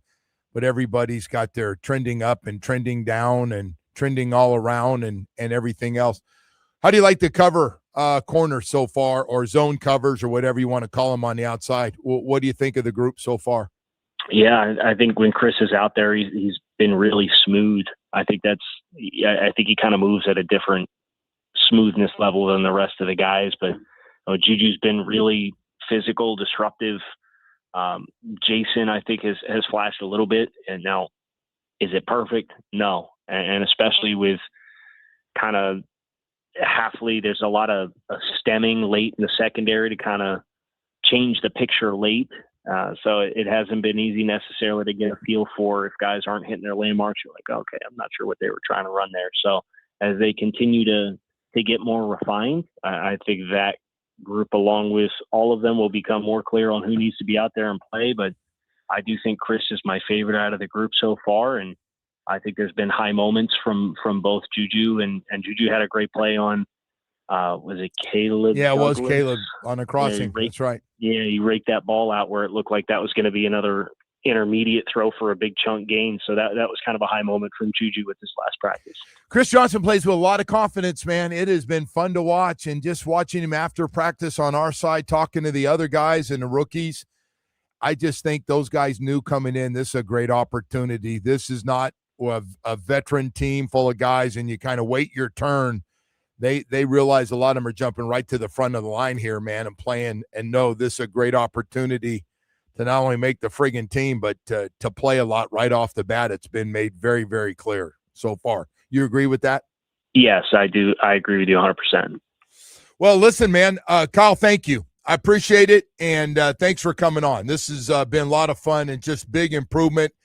Boy, a lot of fans yesterday. I think you're the one that said, hey, you see all the fans? I looked down and holy crap, man. It was a big crowd out there. So fans are glad to see football back. Absolutely. It was I walked out from the stretch pier and I said, wow, look at this. And it was busy yesterday. It was a great representation, and the fans seemed like they had a great time. Yeah. Kyle, have a good one, man. Take care, and thank you. Thanks, Joe. You too. All right. Kyle Krabs, the host of Locked On Fins and A to Z Sports, NFL analyst, joining us this morning as we continue on here talking a little bit. Yeah, man, I got to be careful. This Chris Johnson thing, he makes plays every day. He does something that is really special. Second, first-round pick. Remember all that concern, too? We'll see what happens, but he's not acting like he's out of a smaller school in the Division I out on the West Coast at all. Hey, summer is here, and I want to tell you about Dr. Barry's team at Recovery Unplugged because they have your back. I want to talk to men out there that are going through it. It is part of life, man, mental health. Whether you're in depression, anxiety is kicked in, that combination package. Things happen in your life, man, that throw you for a loop. Sometimes it's marriage. Marriages fall apart. Sometimes jobs fall apart, and you're off the road and you're having trouble, and you can't get back on, and you need some help. And sometimes your buddies can help you. Sometimes you need professional help. That's why Dr. Barry and his staff at Recovery Unplugged, they've got your back. Their mental health residential program in Fort Lauderdale is a private, comfortable space to heal. I went down there and spent 3 hours just to see everything. It was amazing. The people down there were great to see what some of the programs were about with music-based care that just hits a right note. It's impressive. They accept most major insurance plans. Call 954-737-4508. If you or someone you know is going through some hard times right now, visit recoveryunplug.com. Hey, listen, love to have you down there and learn the program and get some help. This summer, heal out loud.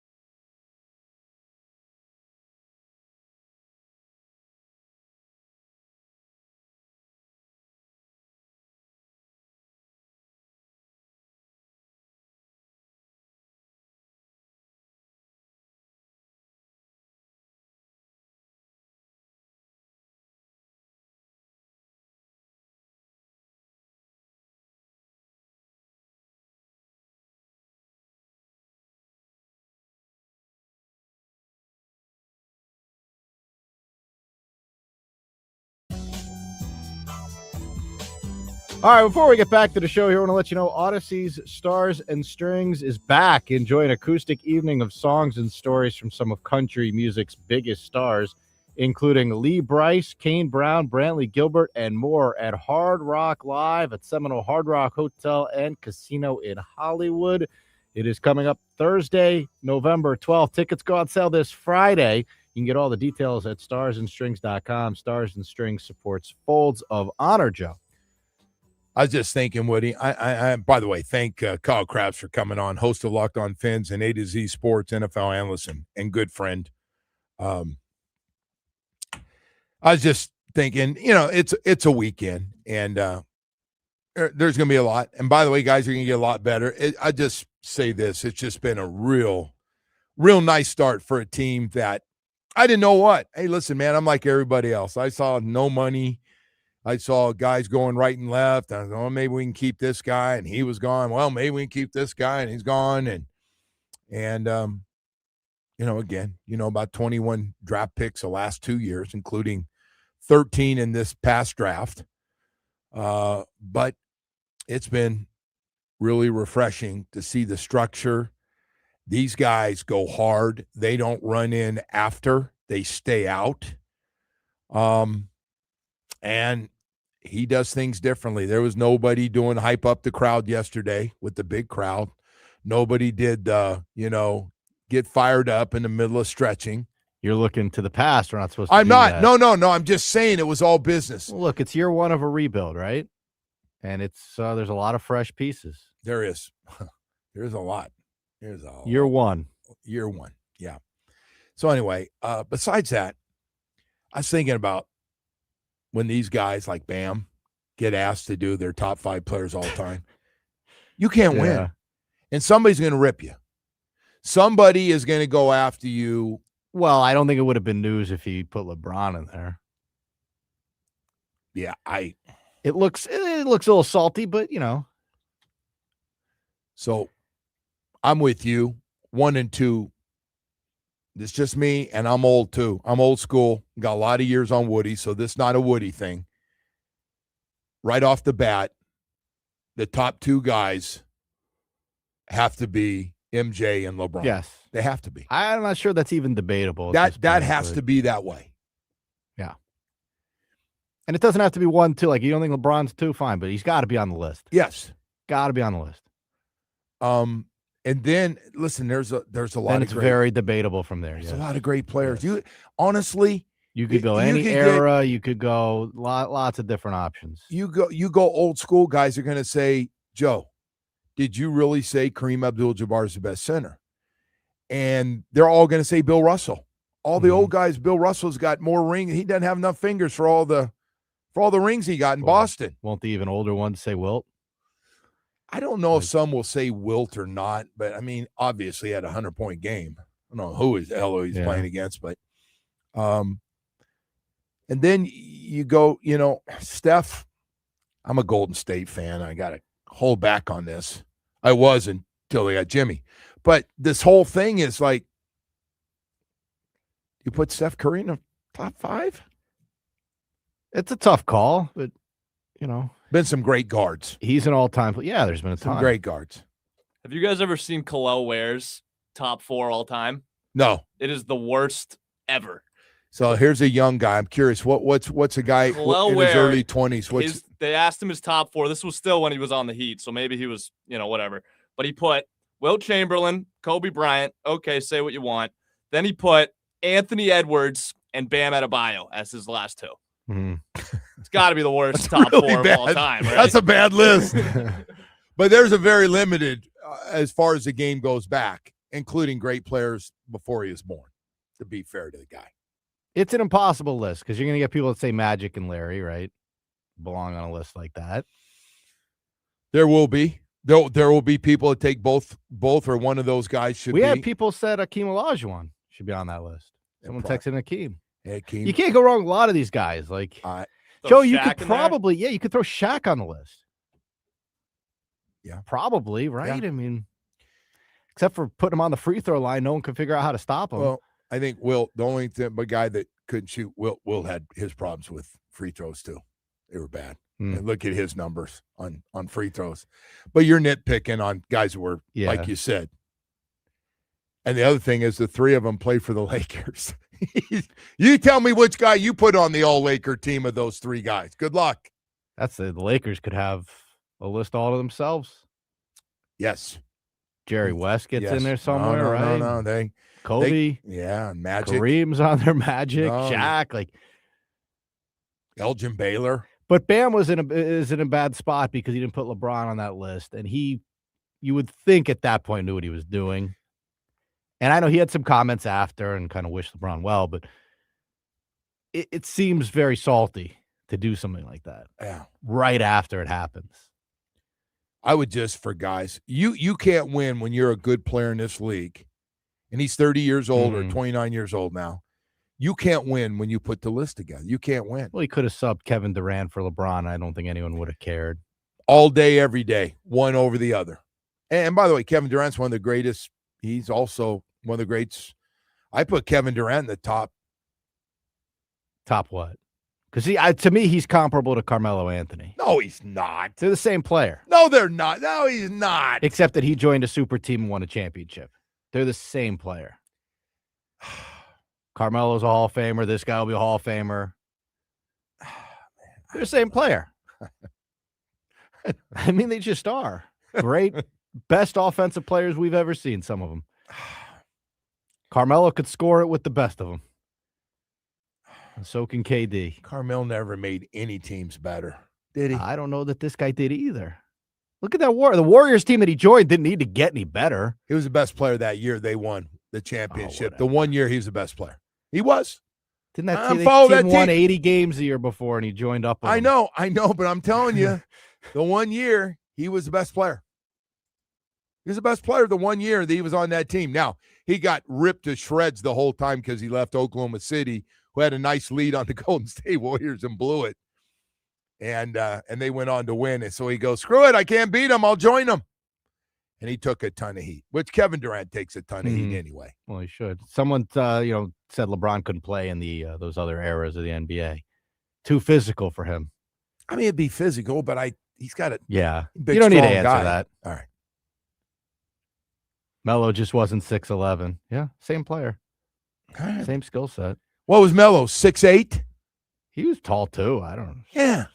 But not as, I mean, Kevin Durant's got Kevin those Durant's long arms. like long. He's yeah. Jordan, Magic, Bird, Wilt, and Jabbar. Someone said. I don't know. See, so Wilt was just friggin' amazingly dominant. You look at his numbers, his rebounds a game and stuff. No, he was crazy. But Bill Russell owned him in those. The Celtics dominant. Have you seen the documentary, The Celtics and Lakers?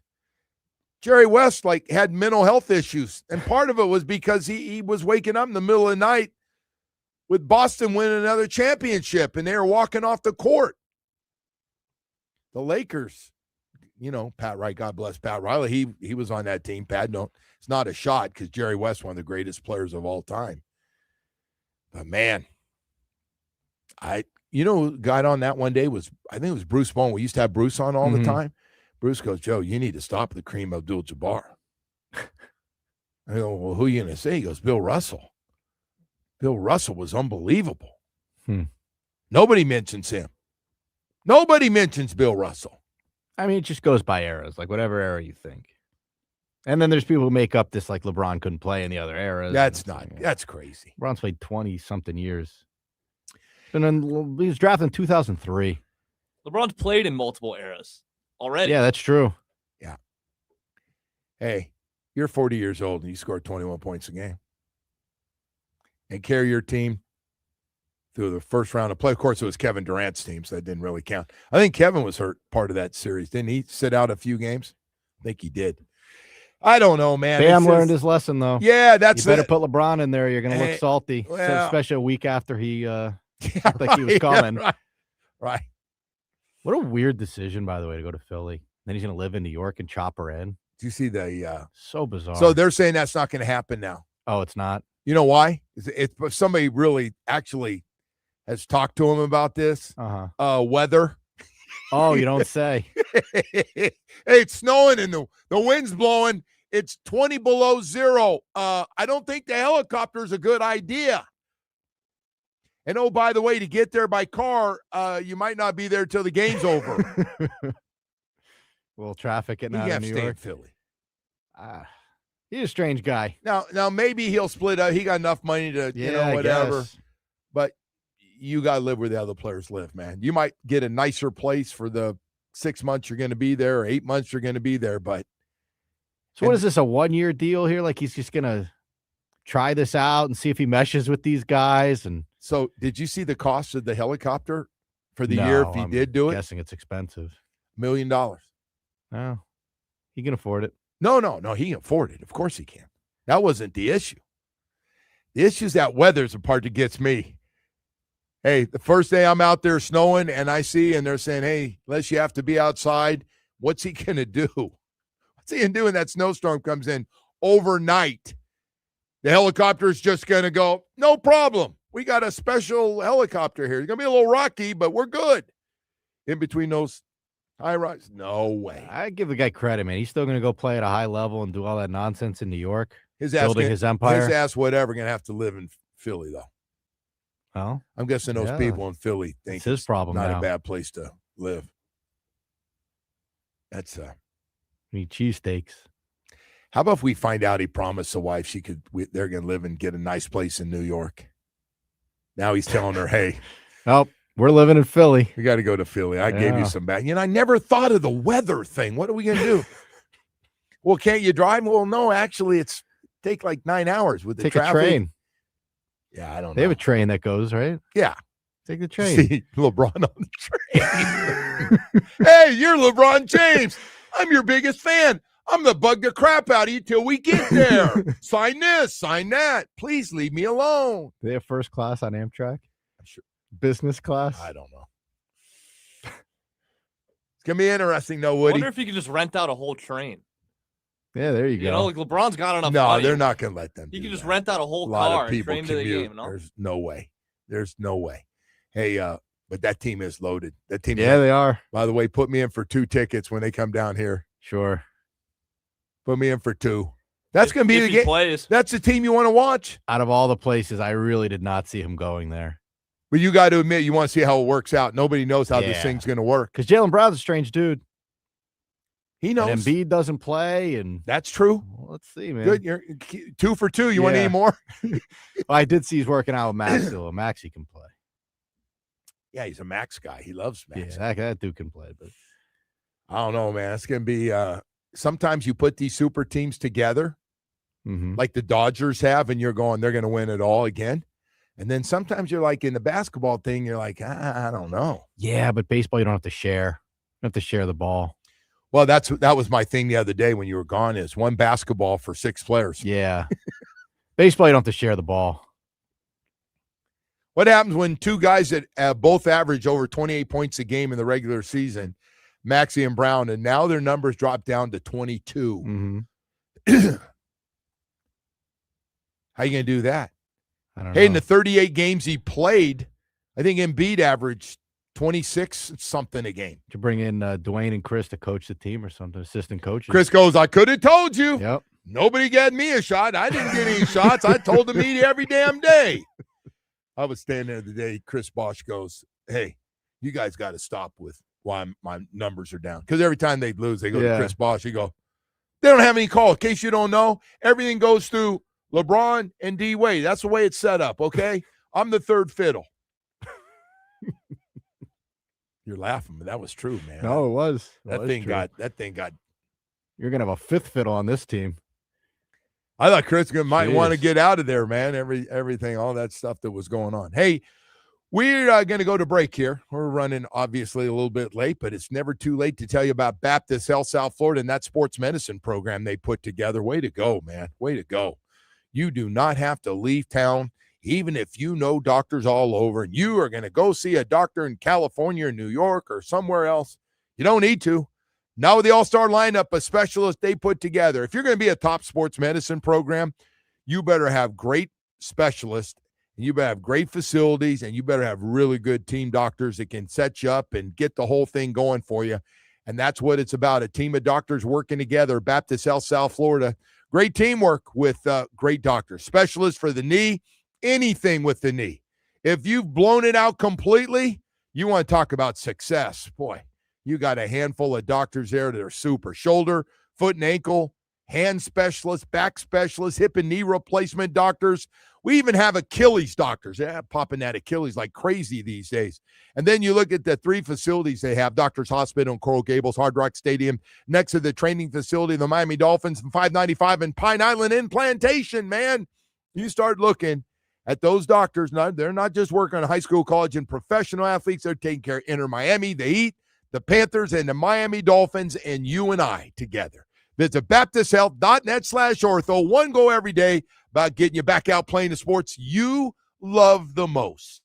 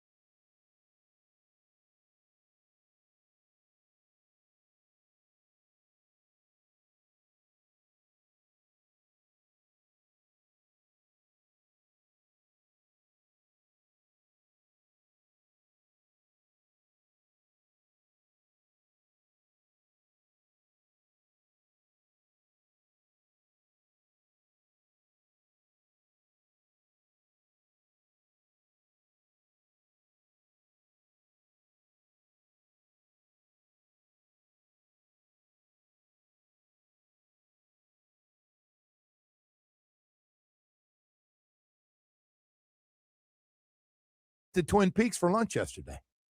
Went up there with Bo and Jimmy, had lunch after practice, and some other Dolphin fans were in there at Twin Peaks. Myself a chicken sandwich. I just wanted to say that. Hey, so we got to get to this. So it's really nobody's business. I do buy that. But in today's world, when you're a quarterback and you're out there and you keep talking about your wife, listen, man, most people get married, and even if you're private with your home life, wife and children, I get it.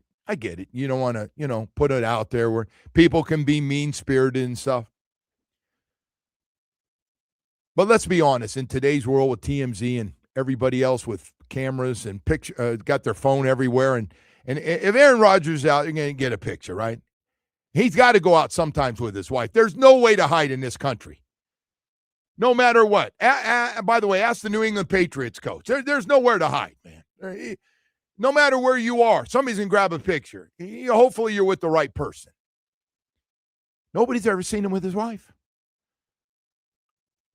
They went up. I like how Vrabel caught a stray in there. They were over to North Carolina to make peace after 10 years of not talking, an incredible amount of time for something that was over the way he was raised. Just really petty bullcrap. But whatever. And everybody, I'm so glad you've made peace. We think it's a big step in your life. And he's a strange cat. He's a different dude, very sensitive, strange dude that happens to be super talented quarterback, Aaron Rodgers. But this thing about being married, and now I find it's not me. I found a guy in Pittsburgh that's not his biggest fan that's saying the same thing. Like, where's your wife, bro? This Brittany stuff, you're going to throw her name, and Brittany's behind the fact and said you need to make peace with your family. It's important going forward. Well, it's just weird, right? I want to thank her. Go out to dinner with her or something, get a photo taken. Like, it's not that big a deal. Who cares? She can't be that private. He's going, no, we want to keep our life super private. And I'm like, okay, you can be real private. Don't get me wrong. There's some guys out there that are really There's got to be a marriage certificate, though, somewhere. Doesn't there have to be, like, public record? I don't know. Are you legally allowed to marry your right hand? Like, I don't know, like, what's going on here? Would you say he's married to his right hand? No, like, are you legally allowed to do that? Like, I don't know what you were saying. You scared me a little bit. No, I'm just, like, there's got to be a document out there that proves this woman exists, right? I don't know. I don't know. It's a weird one. And by the way, the guy did the interview from it used to be on the NFL Network, now made the cuts at ESPN, and he's there. Kyle Brandt. Kyle.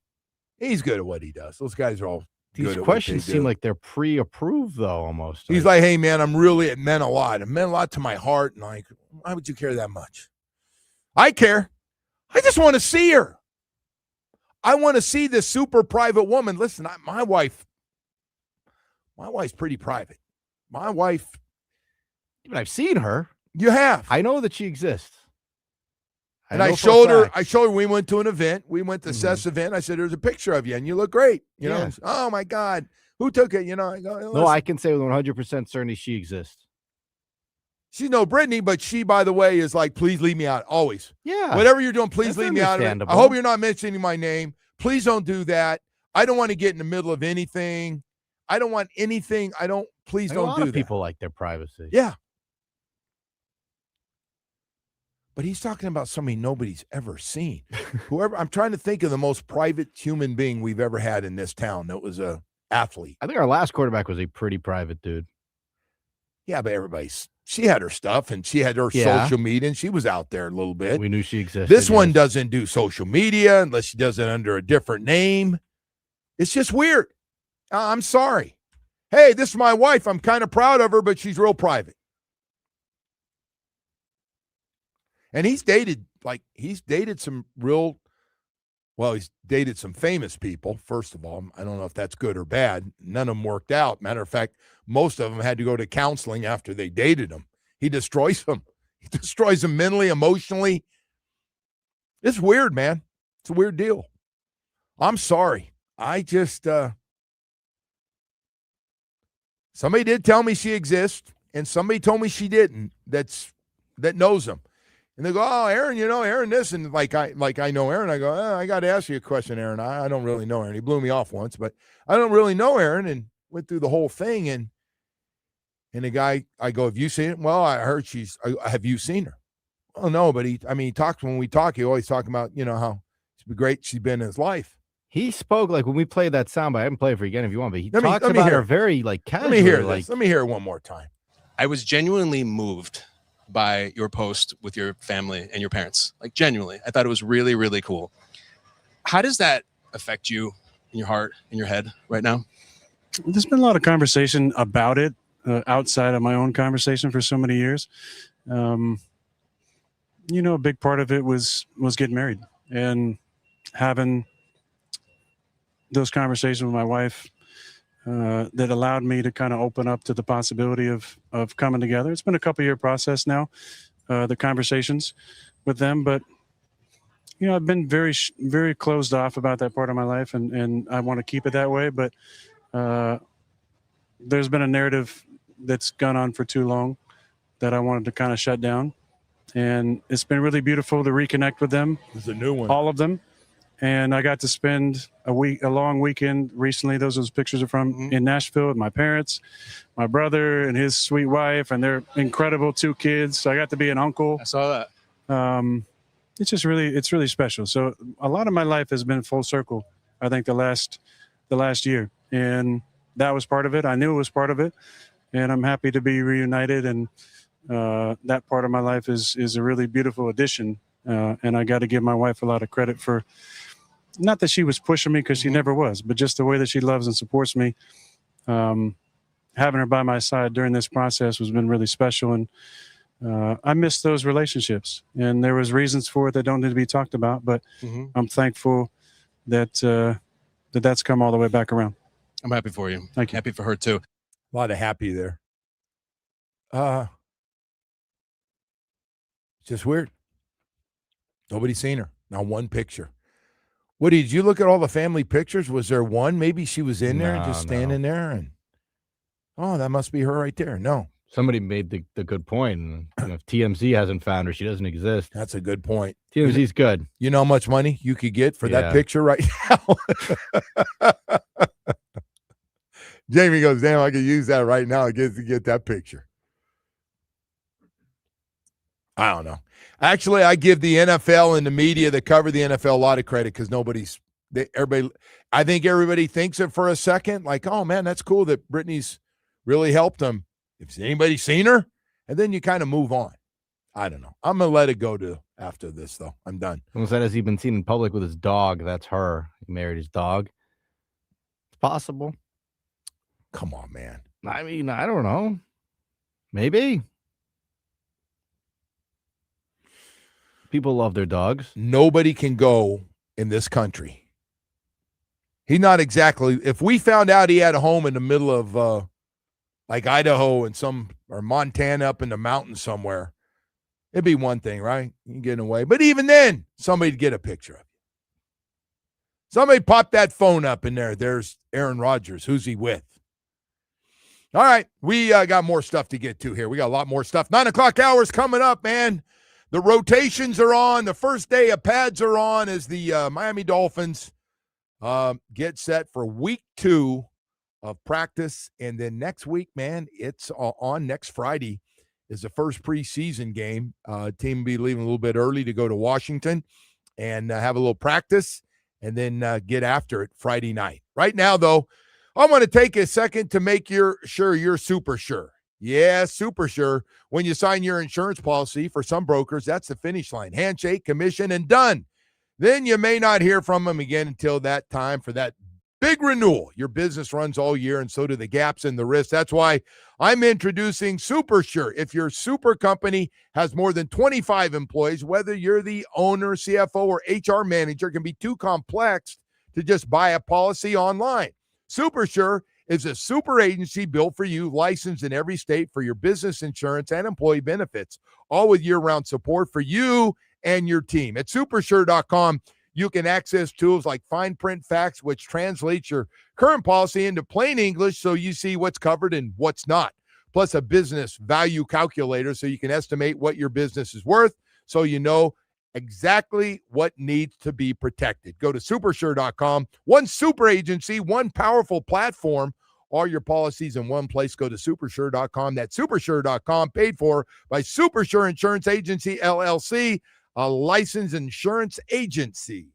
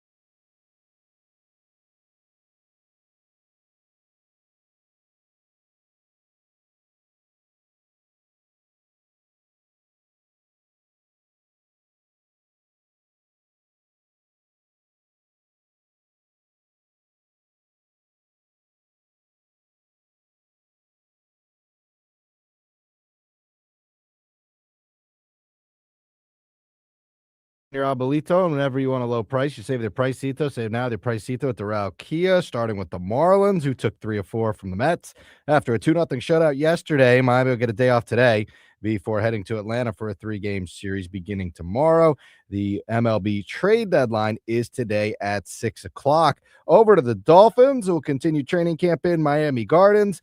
Practice is set to begin at 9:30, and tomorrow the Miami Hurricanes will open up their training camp in Coral Gables. Time for weather, brought to you by Tornado Roofing and Contracting. Beat the storm. Schedule your free roof and window estimate today. Call 954-968-8155. It is clear at the moment. We are expecting some pretty heavy rain around the 2 o'clock window here, Joe. 2 o'clock in give or take. And Broward will work. Sure. Yeah, 2 o'clock. It will work at camp because they'll be done by 2 o'clock as well. So, hell, they'll be done before lunch. So if you can hold off, the weather gods can hold off today, man, we'd appreciate it. But we do need the rain, man. Make no mistake about it. We got to let it rip every day a little bit and get caught up here, especially out in the Everglades, and get some water out there. Hey, want to say good morning to everybody, and man, thanks for being with us. We appreciate it. I'm sorry about that whole Aaron Rodgers thing. It's just weird. I actually caught some of that, and I was like, okay. I mean, it's great, and he's openly talking, and seems like he's in a good place, and he said this is definitely his last year, but then he carried on about this person that he's married to. Even everybody. Somebody gets married, everybody knows who it is. It happens. Doesn't matter how famous you are or how super private you are. People figure out who it is. No pictures anywhere. It's just weird. But I tell you, he's outside of me, and I'm probably sounding a little bit like a bitch this morning, talking about it, but I am. It's kind of curious. I ain't putting anything past that man. This could be make-believe. I'm not going to lie to you. I'm not going to lie to you today. Anyway, look at Tom Brady. Tom tries to, see somebody privately on an island dancing in the middle of nowhere. People got cameras. They got their phones up. Everybody, man, nobody can't just hang out in your bedroom, right? A car out in the back and then private. It's just impossible. Doesn't matter how much you're worth. Crazy. All right. We got breaking soccer news. What do you have, Joe? Mauricio Pochettino has agreed to a new contract that he will be the head coach of the U.S. men's national team through 2030. Is that the guy we've had, or is this a different guy? I think this is the same guy. Oh. I thought soccer was your thing. I thought he was 2 weeks removed from the World Cup, and all of a sudden you've let it go. Sorry about that. Okay. Well, I mean, I guess this will have him for the next World Cup. When does he coach other games? Yeah. He's got to start. Hey, that job never stops. You got to keep an eye on your players and who you want on the team. And that's so. I don't know. Start back up. Anyway, I don't know. It just popped up here this morning. People seem to be talking about it. So. We're just kind of stuck. Like, we get to a certain point with the team, and we're like, okay, this is as far as you go. All right, nice try. You won a couple games, but that's it. You're done. What is it? The 16 number usually pop up, but it's over. And then everybody starts. It went from a love fest. Oh my God, this could be the best team they ever have. And then same old team, same old friggin' team, limited, poor, no. And then everybody gets structure. Not enough good players are playing soccer. We'll never get to the next level. And I was like, wow, man, boy, you people turned quickly after that loss. Yeah, they locked in their coach. So we're in good shape here, probably. Probably helps. Yeah.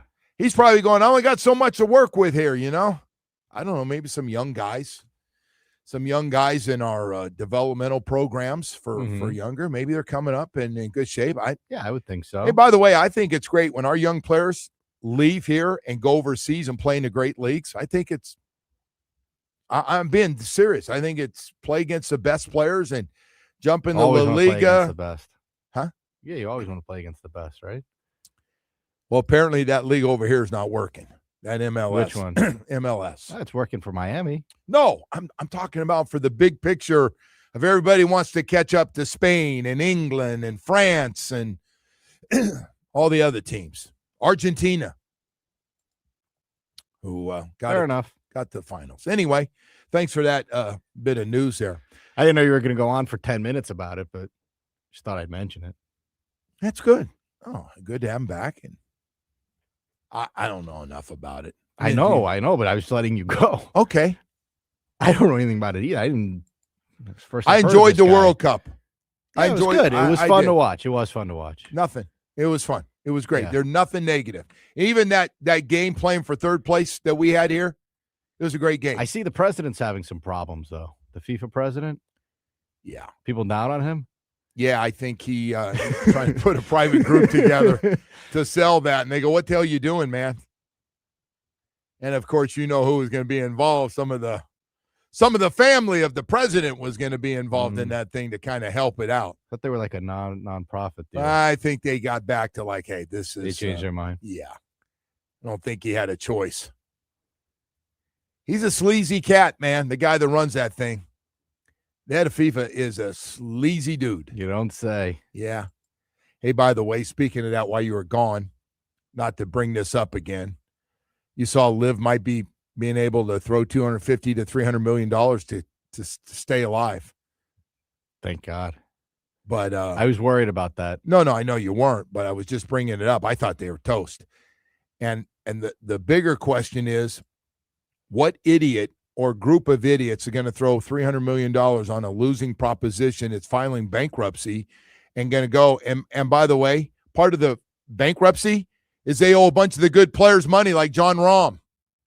He's like still due a bunch of money. And what are you going to tell John Rahm? Oh, you can be part of this company. What's part of a company that might be filing bankruptcy again after this? Imagine like thinking up this concept and just like believing it would be successful. Well, it was when the Saudi money was behind it. Yeah, but it wasn't. It was never successful. Nobody ever watched. Like their numbers were comically low. But like, imagine thinking this. Like they finally. What is it? Golf but louder. Isn't that their tagline? They finally walked. The Saudis go. So stupid. We've given you $5 billion. We're done. That's it. Like the PGA Tour doesn't have enough problems. Like this is what people want.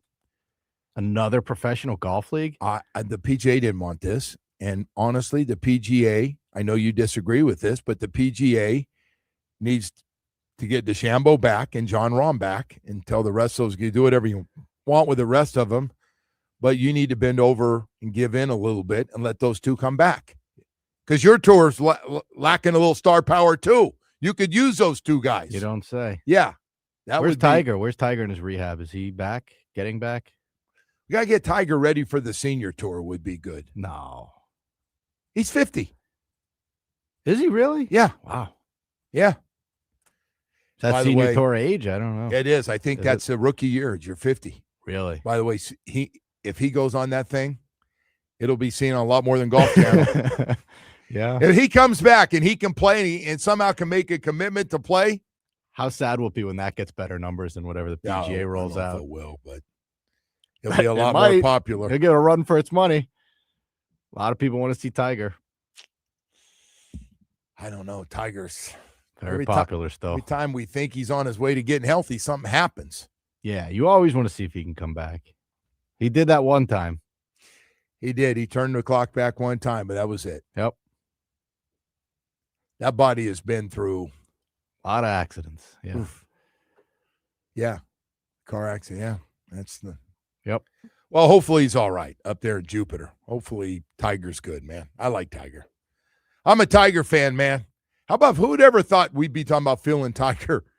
Tiger goes, hey, he got up in the morning, found out that Phil was going through the whole package thing, showing his package to women. He goes, my God, jeez. Yeah, who's now got more Phil. problems right now? Oh, Phil's getting thrown out of golf clubs. Golf courses, yeah. Yeah. Yeah, he's getting killed. Was that club? Where was that club in I don't know. I don't. Yeah, but I got to tell you, that wife hanging in there. They respectfully asked him to leave. Man, yeah, that was. And it wasn't too long ago that I was out there and we were talking about Phil versus Tiger. And they had the squeaky clean images too, right? I don't know about that. Such good images. Phil did. Wasn't Phil's wife like Phil's wife was sick or something? He stood by her and all that, right? Wasn't that like his thing? Yeah. But now he's moved past that. He's got some things he's working through. Sure. The question is, how long does Mrs. Mickelson stick around for this one? A woman can only take so much. A woman can only take so much. Yeah. That's Deshaun Watson's wife. She ended up marrying him, huh? I guess. She got the ring. I don't know. I believe him. No. Yeah. See, I'm not leaving. I don't care what everybody says. I was very upset. Just it's not the job of the MLS to make the U.S. team better. What do you mean? Is that something you said during your soccer rant? I don't know. The MLS does not have as good of players as the other leagues, and I was talking about better competition for some of the players. It's good when we have players go over and play in the other leagues. It helps them. When you play against better competition, it helps you grow as a player, physically and mentally, confidence and talent-wise when you play against the best. But maybe some people don't understand that, and you think the MLS is one of the best friggin' leagues in the world, right? Stadium looks cool though. Saw it from the airplane. Miami Heat just wished everyone a happy 8-3 day with Bam Adebayo, 8-3. 83. It's August 3rd. Good job. Can we fill out the roster while we're doing that, please, and go get a couple guys? Ira also announces that the Heat have announced their annual red, white, and pink game scrimmage will be 6:30 on October the 6th at the Kaseya Center. Okay. Does that do anything for you? All right now. Okay. I'm glad. I'm glad Ira's getting it out there. Ira's got some time off. His ass needs to quit doing the Heat stuff and get out on the tennis court. Is he ducking you? No, we're shorthanded. We need him back out there in the rotation. You're making enemies of all your players, all the people you play with. He doesn't just play with me. He plays with you. You got to play with people that are not in this business because you tend to make a lot of enemies. I am not doing very well lately. But we're going to work on that, though. I think this one is fixable. All right, whatever. I don't want to talk about this. I know. We got trade deadline, by the way, today at 6:00, and I'm betting the Marlins don't do anything. Good. Especially since Craig Mish already came out and said their owner told them we're not doing anything. Well, that was right after they lost 12 games, though. If I'm not mistaken, that was right after they lost 12, and they might have won the first game after the 12-game losing streak, franchise record. And I think that's when he came out and said, now that we're below 500. But then all of a sudden they win 6 or 7. Is there something they need that they might not have to give up a lot to go get somebody?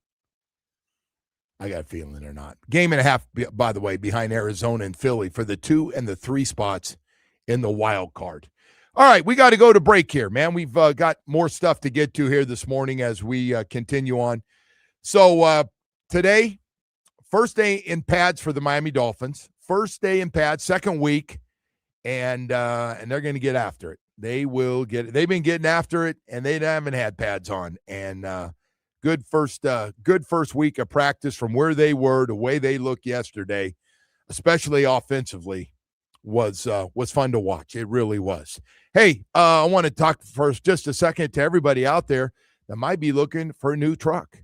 Hey, I just want to let you know, your South Florida Chevy dealers and how we feel about our incredible Chevy lineup of great-looking trucks from the Chevy Colorado, from the Colorado Custom to the ZR2. It's got the right tools to exceed your expectations. And then right over to the Chevy Silverado, man. From a custom Trail Boss to the Silverado EV, we've got 10 models and 4 powerful engine choices.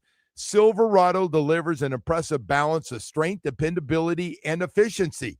Or you can step up to the hardworking capability you can count on with a Chevy Silverado HD. Choose from the powerful LTZ with the premium style and substance to match, or go to the biggest with Chevy Silverado HD High Country. It's like Chevy Silverado has made a truck absolutely perfect for you and your lifestyle, whether it's working, whether it's pleasure, whether it's getting the kids around, a family truck. We got them all for you, man. We got great deals going on. You need to stop by one of those 14 dealerships throughout South Florida, take a test drive, and get a great deal and fall in love at your South Florida Chevy dealer.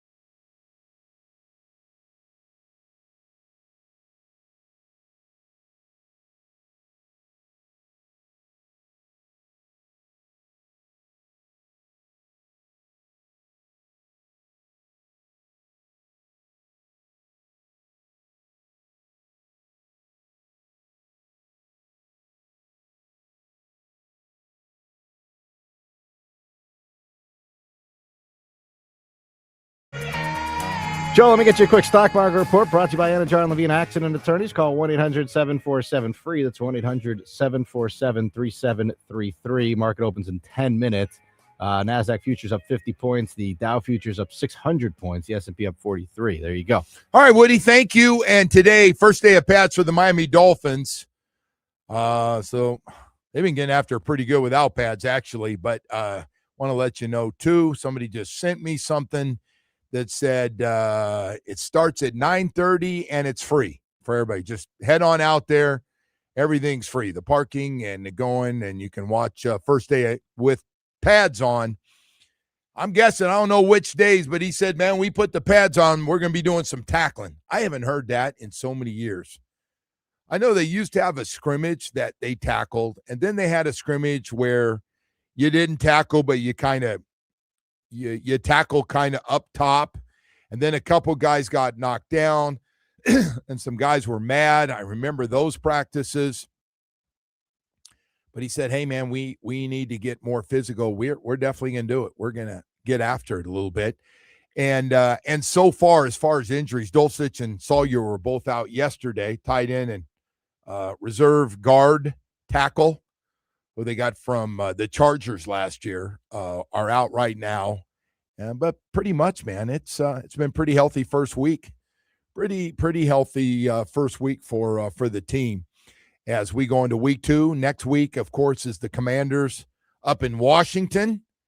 And that'll be the first. Then we're home, man. Home for the next 2 games and a bye week, and then off to the West Coast for 2 games, the Raiders and then the 49ers. Vegas to fly in somewhere between San Jose or San Francisco or Oakland. I'm not sure which location. But anyway, that's what's going on. And, I want to get in a little bit here real quickly. I haven't talked about it for a while. We did early this morning, and that is they looked a lot better yesterday, man, from the first practice to where they were yesterday. Big difference. And I think part of it was a big crowd, big crowd for the first practice that a lot of people were there Sunday and yesterday. And I think that got some guys juiced up. And second thing is they're able to throw the football, and by far the best day throwing the football. Had some splash plays, some guys catch some takeoffs. A.J. Henning actually had 2, who's in a fight to make the roster. And you got one from Tutu Atwell. And then once again, Kevin Coleman, the other guy, caught another one. So they had a lot of guys and different quarterbacks. And again, Malik is just, to me, just different level. He is. And he's getting more and more confident. He's getting more accurate throwing to these guys too, whether it's out in the flats or down the field. And guys are getting open a little bit yesterday. And it's all 11 on 11, man. There is so far, unless it changes today. I know one thing, doesn't look like coach is not in a hurry to do 7 on 7 at all. And I'm guessing at some point they're going to do some one-on-ones. One-on-ones aren't bad. One-on-ones you're going to see bump and run. It's good for your offense and your defense to get a feel for and help the other side out a little bit. But, boy, I'll tell you what, it is a heavy dose of 11 on 11 football, just like a game. And different different downs and different situations, backed up, red zone. And so he's just putting more and more of that in every day. But they are getting after it. And as far as rookies go, Chris Johnson has looked really, really good. Chris Johnson, a first-round pick, cornerback, has really gotten off to a nice start.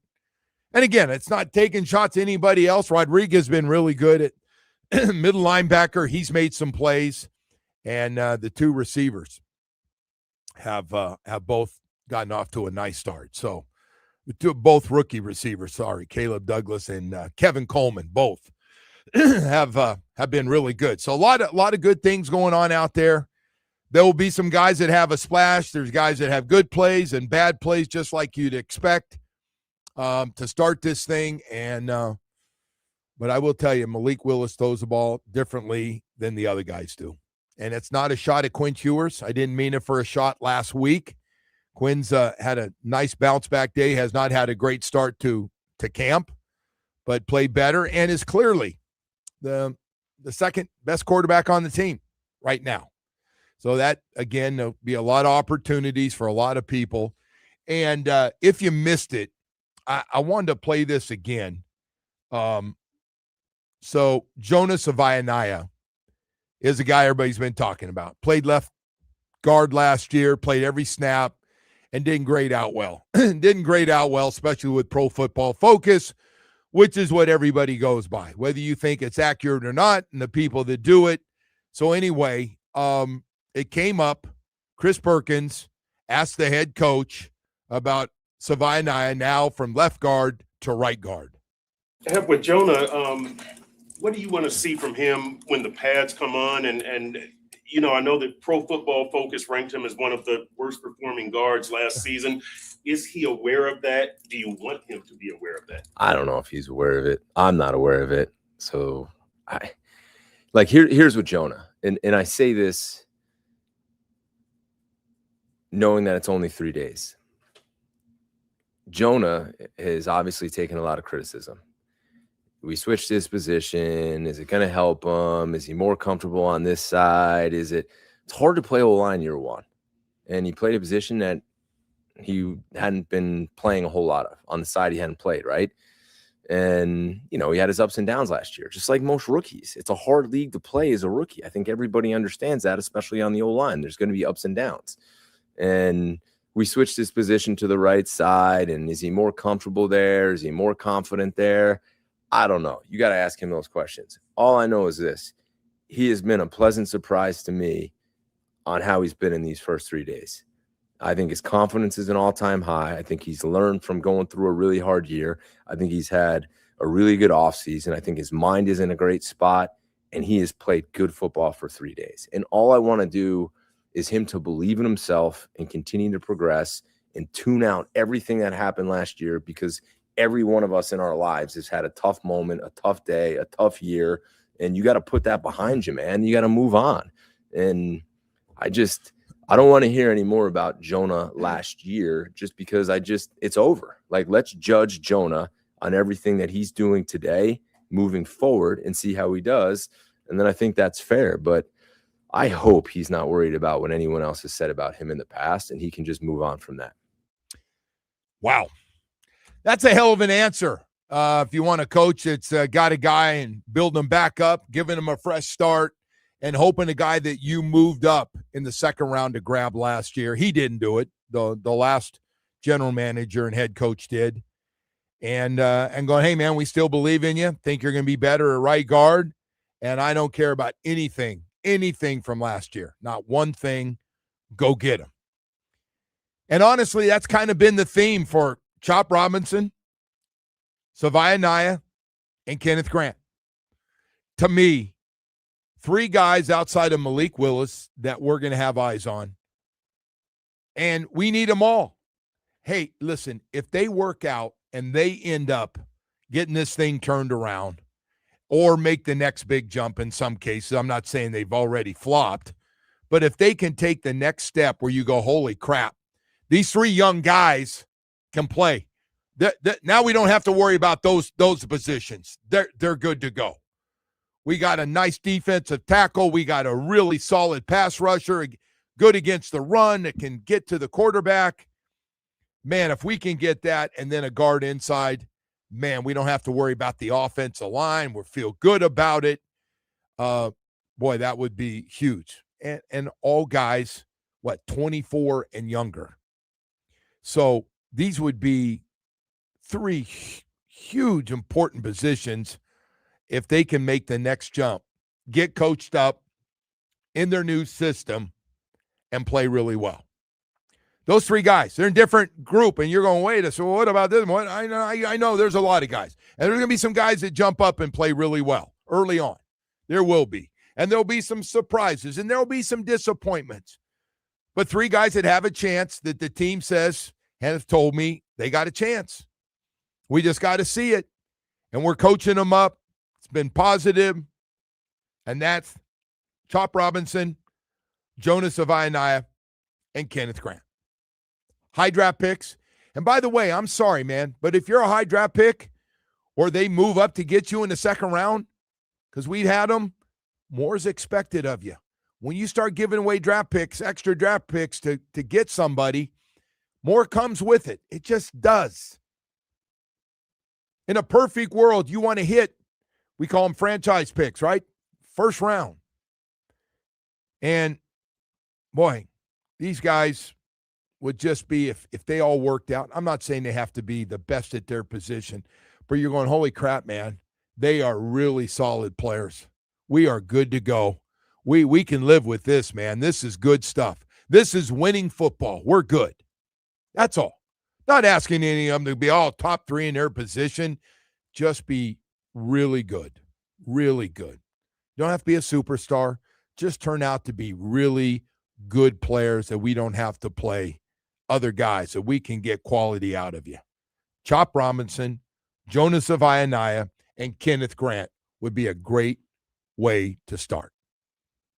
Special group for me. I know, what about Malik? No, Malik, everybody knows that's a free agent microscope. I get it. The microscope lives with Malik Willis every time he's on the field because he's playing the most important position. Different level. But 3 guys you drafted. 3 guys. These guys didn't draft, but the last group did. But they still they want this team to be all their guys. They want some guys to work out from the previous 2 drafts before the one they just had. And some of them we know are good players. But, boy, if these 3 could work out and we don't have to find somebody else that's on the roster, some rookie free agent or something. Now, listen, that'd be great. But you want those guys. Those guys have gotten a lot of snaps, man. They played a lot of football last year. In the case of Chop Robinson, he's played 2 years of football. This year 3, he's seen it all. So anyway, hopefully this is a year. And by the way, great look for those coaches who are obviously makes the position coaches look great when you get it and you're able to have a guy have big breakthrough in their careers physically and mentally and all those things. So anyway, hey, we're going to talk more about this. Kyle Krabs, the host of Locked On Fins and A to Z Sports NFL analyst, will join us next.